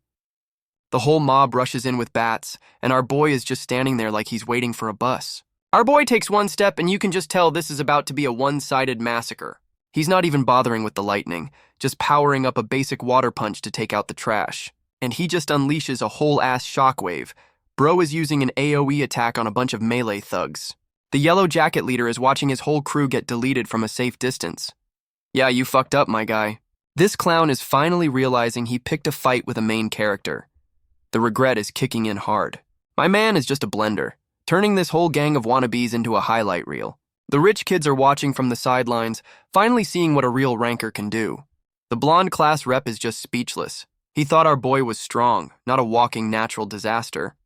The yellow jacket douchebag is sweating, realizing his little coup is officially over. He's screaming at his last few goons to attack. Bro, they saw what happened to the first wave. The yellow jacket leader is screaming at his rooftop archers to shoot. The desperation is kicking in. And the goon squad on the roof lets loose a whole volley of arrows. That's adorable. Our boy just stands there as the arrows rain down, looking completely unbothered by their pea shooters. He just raises his hand and the murder scarf starts glowing. Time for some no-look defense. And he just creates a damn vortex of water that deflects every single arrow. Bro didn't even break a sweat. The thugs are completely shook. They really thought their pointy sticks would work on a main character. My man just stands there with his water blade out, finally revealing he's got actual skills. The yellow jacket douchebag is having a full-blown panic attack, realizing he just tried to mug a ranker. This clown is complaining about why a high-level player is even here. Bro, you're the one who picked the fight. Our boy starts walking towards them with the blade out. Yeah, this shakedown is officially over. A new challenger approaches, and you can tell by the fancy-ass shoes he's the final boss of this dump. Our boy shuts down the beatdown, telling everyone to chill out. He's done playing with the minions. He's trying to be the bigger man, suggesting they talk it out. Bro, you just folded his entire crew. The yellow jacket douchebag and his last remaining goons are hiding behind their real leader now. The yellow jacket leader is screaming for Sage, admitting our boy is way out of their league. This new Sage dude is acting all calm, like he's not about to get his whole camp dismantled. The new boss introduces himself as Jiru the Sage. Bro, you look more like a cult leader. This clown is trying to be all polite and friendly. The fake nice guy act is not fooling anyone. Our boy is just staring at his hand, not buying this bullshit for a single second. Sage is already throwing his own men under the bus, apologizing for their behavior.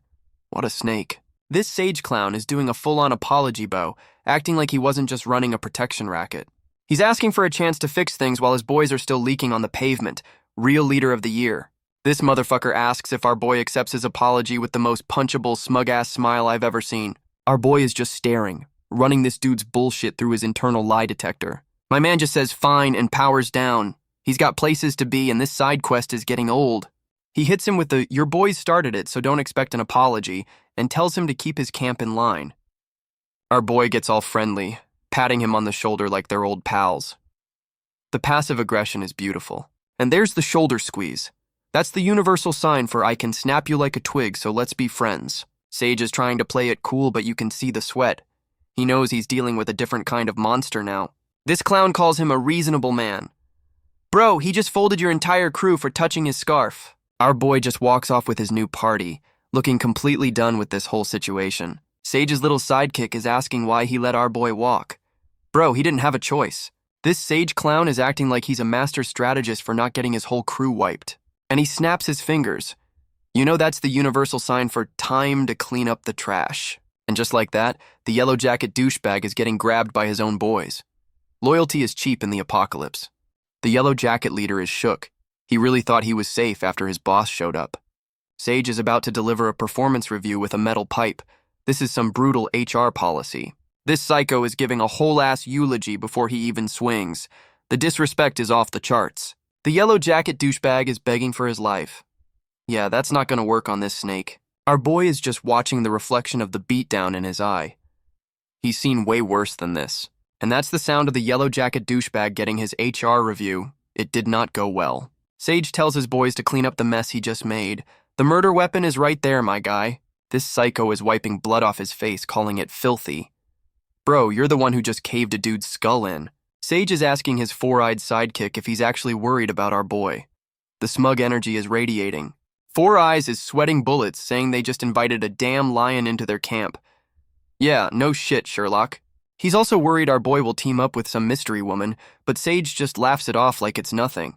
This clown is acting all cool, saying there's nothing to be concerned about.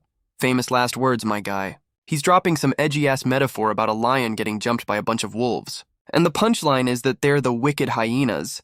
At least he knows he's a piece of shit. Sage is confident they can put our boy in his place if he acts up. Bro, you're about to learn a very hard lesson. And we're back at the Apocalypse Ritz-Carlton. Looks just as shitty from a different angle. The inside is just a sad-ass refugee camp. Looks like a school gym after a hurricane. The rich kids are walking through their fortress like they're on a school tour, completely oblivious. And the blonde class rep is finally realizing something is fucked up. The gears are turning, but slowly. We get a nice shot of the miserable-looking civilians. The vibe in here is not great, my guy. And of course, there's a crying baby. This place is officially a 5-star depression resort. Yeah, the medical ward is just a bunch of dudes leaking in a hallway. Top-tier healthcare. The blonde dude finally asks where the actual soldiers went. A little late for that question, my guy. The kimono girl points out the obvious. The camp is full of new faces. No shit, Sherlock. Kenjin's trying to play it off, but even his prep school brain knows this math ain't mathing. The blonde class rep is finally using his eyes, asking what the hell happened to his little clubhouse. The whole squad is connecting the dots. New management, missing soldiers, and a whole lot more miserable people. Our boy's danger sense is tingling. He knows there's more to this bullshit than just a simple coup. And a new girl in fancy-ass shoes steps into the scene. Our boy's already turning to face her. My man recognizes her, calling her the committee chair. Another ghost from his past life shows up. The committee chair is completely shook to see him alive, looking like she's about to have a breakdown. Yeah, she's definitely on the verge of tears. The long-lost friend reunion tour continues. The blonde class rep gets all hyped, calling her by name. So the committee chair is Saya. Kenjin is acting like a damn host, formally reintroducing our boy to the girl who's clearly speechless. The blonde dude is just happy the whole squad is back together, completely ignoring the hostile takeover vibes. The committee chair, Saya, is finally breaking her silence, about to ask the question everyone's avoiding. She asks the blonde class rep where the rest of the supply run squad is. Kenjin is officially caught lacking. The blonde dude just apologizes, confirming he led another team to their deaths. His leadership skills are still trash. Saya's trying to play the supportive role, telling him it's not his fault. Yeah, it kinda is, my guy. She's trying to have a whole emotional moment, but our boy is standing right there with zero patience for this shit. My man just cuts in, completely shutting down their little reunion. He's got a schedule to keep, people. He's demanding a full lore dump on the camp situation. No time for feelings, just the damn patch notes. And we get the summary. Our boy's already figured out this whole situation is a cliché video game plot. The lore dump continues. Too many people, not enough space. It's the classic apocalypse starter pack. And with a full house comes a crime wave. This headquarters is just a disaster waiting to happen. The blonde dude explains the camp went full Lord of the Flies because everyone was stressed as hell. So the actual army just dipped and handed the keys to Sage, that snake-ass cult leader. Great plan. Our boy is staring at a door that's seen some shit, probably where they keep the bodies. My man's calling bullshit, figuring the army just rage quit so they wouldn't have to admit they got their asses kicked. But the blonde class rep says there's another reason the military bounced, and it's a big one. Our boy is already tired of this side quest's plot, calling it some lazy-ass video game writing. And the big plot twist is a damn wyvern attack. The apocalypse just got a fantasy DLC. These flying lizards just showed up and claimed the whole damn sky, grounding all flights permanently. And there goes their helicopter ride. A wyvern is turning their fast travel ticket into a damn chew toy. So the helicopter plan is officially fucked. My man's back to walking through this shithole. Our boy is just standing there, completely unfazed by the news that the whole camp is a failed state. He's already decided to dip, telling himself to grab some shit and bounce now that the helicopter is gone. My man briefly considers saying goodbye to his old friend Kenjin before deciding he's got no time for that. And he's already walking away, ready to ditch this whole side quest and get back to his main mission. But his high-level perception stat kicks in again. He knows something is off. My man spots a figure down the hall, realizing he's being watched by some creepy-ass stalkers. And it's Sage's four-eyed sidekick, trying to be sneaky with some low-level concealment skills. Our boy looks up, sensing Sage himself is watching. The snake is still keeping tabs on him. He's officially annoyed by the surveillance. The murder scarf is even twitching with secondhand irritation. My man just yells at them to stop being cowards and say whatever they want to his damn face. My man is basically telling them to come get some if they think they're hard enough. The ball's on this guy. And Sage's little goon squad is freaking out that their low-level stealth skills got seen through instantly. Sage's voice comes over the radio, acting all surprised that our boy noticed his shitty spies. Our boy is looking around, confused as hell about where this condescending voice is coming from. And a new voice joins the party, calling Sage a fraudulent cult leader. The tea is officially being spilled. My man is just asking who the hell is talking now. He is so done with these mystery radio calls. The new mystery voice just hits him with the "No, who are you?" The radio standoff is getting tense. This new clown is trying to play the "we're not enemies" card. Yeah, that's what they all say. Our boy is not buying it, asking for a damn good reason why he shouldn't just assume they're hostile. And the mystery voice just calls him suspicious. Bro, you're a disembodied voice in a hostile camp. Our boy tells the mystery voice to show themselves or get lost. He's not here for a damn podcast. The radio voice tells him to chill out and actually listen for once. The condescension is real, and he drops the magic words, asking if our boy wants to go to Tokyo. He knows the main character's motivation. My man is officially listening. The promise of a fast travel ticket is too good to pass up. This new dude offers a deal, help with a job, and he gets a ride to Tokyo. The side quest has been officially offered. The mystery voice asks if he's willing to hear the pitch. Bro, you had him at Tokyo. Our boy is weighing his options, but we all know he's about to accept this sketchy-ass deal. And here comes the classic "the enemy of my enemy is my friend" speech. This is some video game-ass dialogue. This new radio boy points out that since he already threw hands with Sage's crew, they're basically allies by default. And the mission is to overthrow Sage and liberate the camp. Our boy just wanted to loot, now he's leading a revolution. The radio voice is dangling the Tokyo trip in front of our boy like a damn carrot on a stick. My man admits it's a good deal for a random side quest. The fast travel ticket is too good to ignore. He's hitting the mystery voice with the "how do I know you won't screw me over" question. Trust issues are a good survival skill. And the radio voice has the audacity to call him suspicious. Bro, you're a disembodied voice in a hostile camp. This new dude hits him with the "we're doing this with or without you" ultimatum. The desperation is real. The mystery man ends his sales pitch, trying to play it cool like he's not begging for a hard carry. Our boy is just standing there, weighing the pros and cons of joining this sketchy-ass rebellion. He's still not fully convinced, but you can tell the promise of a ride is winning him over. He agrees to the deal for now, and the radio voice sounds way too happy about it. This feels like a trap. And the first quest objective is to get a walkie-talkie. The revolution is officially starting with some new hardware. The radio voice is trying to build trust, saying the walkie-talkie isn't bugged. That's exactly what someone who bugged it would say. Our boy claims he's not that suspicious. Bro, you've been played by everyone you've met. You should be more suspicious. He's asking about the two new goons, but the radio voice says they're just non-combat NPCs. And the real leader is a katana-wielding schoolgirl. The rebellion is being run by the student council, apparently. My man's already getting hyped, thinking he's got a real rancor for a partner. Let's hope she's not all talk. The radio voice is surprised our boy agreed so fast. Bro, you offered a ride to Tokyo. What did you expect? And the walk and talk exposition dump officially begins as they head to the secret base. They're heading down into a creepy-ass basement. Yeah, nothing bad ever happens in a creepy-ass basement. The sign confirms the Rebel HQ is in the damn basement. Real high-tech operation they're running here. Our boy is walking into the Rebel hideout. Let's see if this is a real rebellion or just another trap. Our boy is complaining that their super-secret Rebel base is in a creepy-ass basement. The irony is not lost on him, and we get a quick PTSD flashback to him getting absolutely wrecked in the dungeon. Good times. My man is officially triggered, admitting this whole vibe is giving him dungeon flashbacks. He's already getting paranoid, thinking a monster is going to jump out at him. The trauma is still fresh. His danger sense starts tingling and he stops dead in his tracks.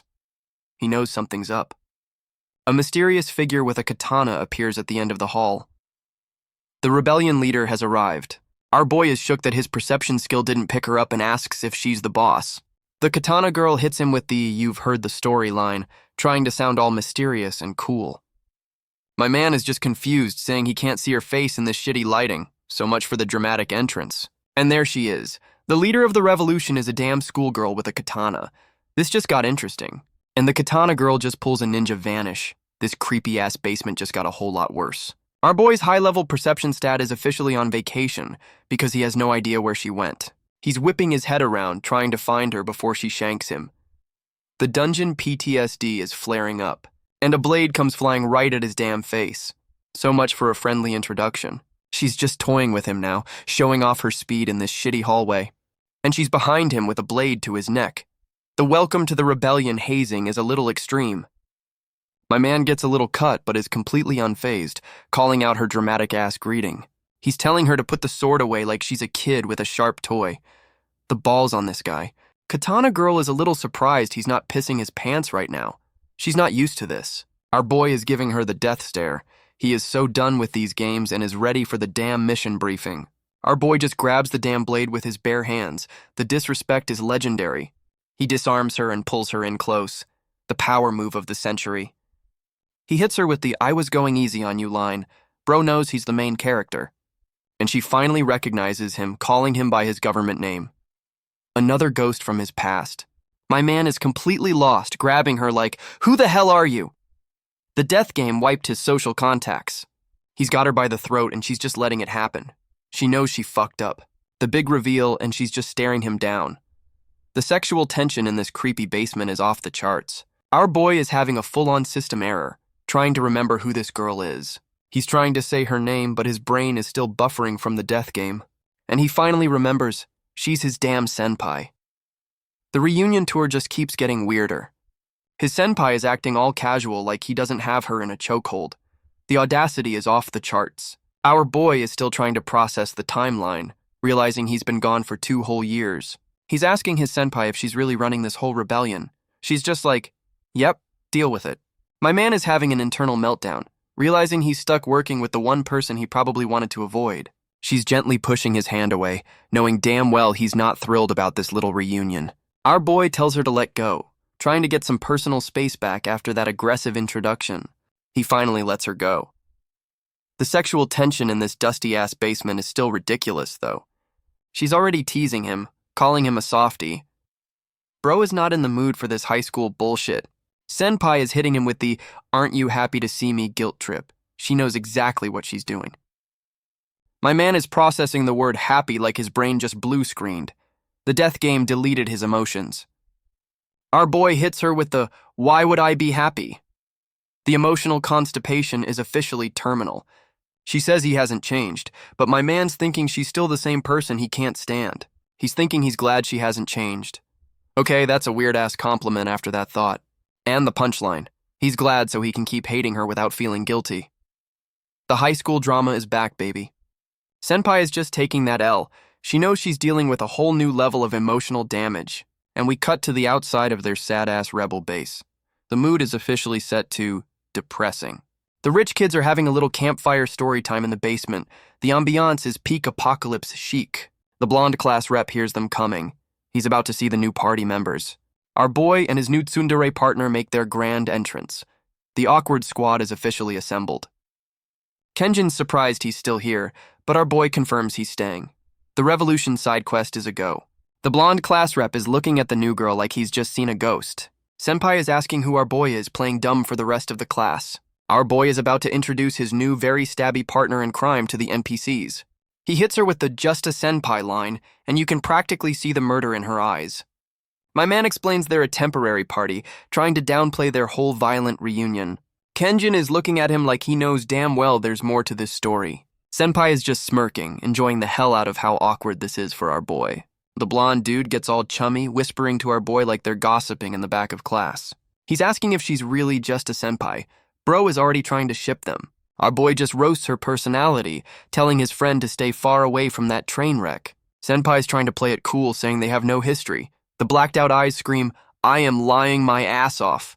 She's doubling down on the lie with a smug-ass smile.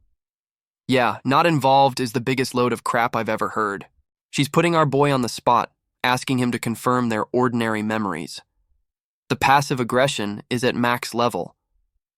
Our boy denies holding a grudge, but his face is screaming, "I've been holding this L for years." And Kenjin is just stuck in the middle of their hate-flirting death stare. Bro is about to get vaporized by the tension. The blonde class rep is realizing he's the third wheel in some deep-seated high school drama, and they just light a campfire in the damn basement. The awkward silence is about to get a cozy new backdrop. Our boy and Kenjin are just sitting there, marinating in the awkwardness. This is the most depressing sleepover ever. The blonde dude is trying to break the silence, probably about to ask another dumbass question. Our boy is just staring into the flames, completely checked out of this conversation before it even starts. The blonde class rep is sweating, realizing he's trapped in the middle of some high school beef. Kenjin's having a flashback to 5 seconds ago, realizing asking about senpai was a social landmine. My man is having a full-on panic attack, regretting his decision to get involved in their drama. Our boy is just sitting there, probably deciding if it's worth the effort to explain his tragic backstory. Our boy calls him out, asking if he's really that curious. Kenjin is completely caught off guard. He points out that Kenjin was staring at senpai. The blonde dude is officially busted. The class rep is asking for permission to hear the tea. Bro, you already committed, just listen. Our boy just agrees to spill the beans. The lore dump is officially about to begin. My man admits he needed to vent anyway. This is about to be the saddest campfire story ever. And the campfire crackles, setting the mood for some serious high school trauma exposition. Our boy just drops the "we used to date" bomb, and Kenjin's jaw hits the damn floor. The blonde dude is still buffering, while our boy clarifies it was just a high school fling. He explains the classic, good girl helps the gamer nerd origin story. We've all seen this anime. My man admits he fell for her kindness. Bro was down bad for the student council type. And we get the flashback to the good old days. He shot his shot, and it actually worked. He's reminiscing about how happy he was. This is the calm before the emotional storm, isn't it? And here comes the but. The relationship went south and they started drifting apart. The flashback ends with the breakup. A tale as old as time, my guy. He wraps up the basic story, but hits him with the but. He knows that's not the whole story. Our boy calls him out, knowing damn well Kenjin is wondering why they hate each other. The real tea is about to be spilled. My man asks Kenjin if he remembers that big esports scandal from back in the day. The trauma dump is officially starting. The blonde dude remembers the news story about some kid rigging a tournament. Oh, you sweet, clueless summer child. And our boy just drops the bomb that he was the kid who got accused. Kenjin's face is a whole mood. Kenjin tries to play it cool, saying he knew it was all bullshit. A little late for that, my guy. Our boy explains how that one rumor got his whole gaming career deleted, even after he was proven innocent. He's about to ask the question that's been haunting him for years. The tension is thick as hell. He asks Kenjin who he thinks would spread a lie like that. The blonde dude's brain is finally catching up. Our boy just gives him that "you already know the answer" stare. The silence is deafening.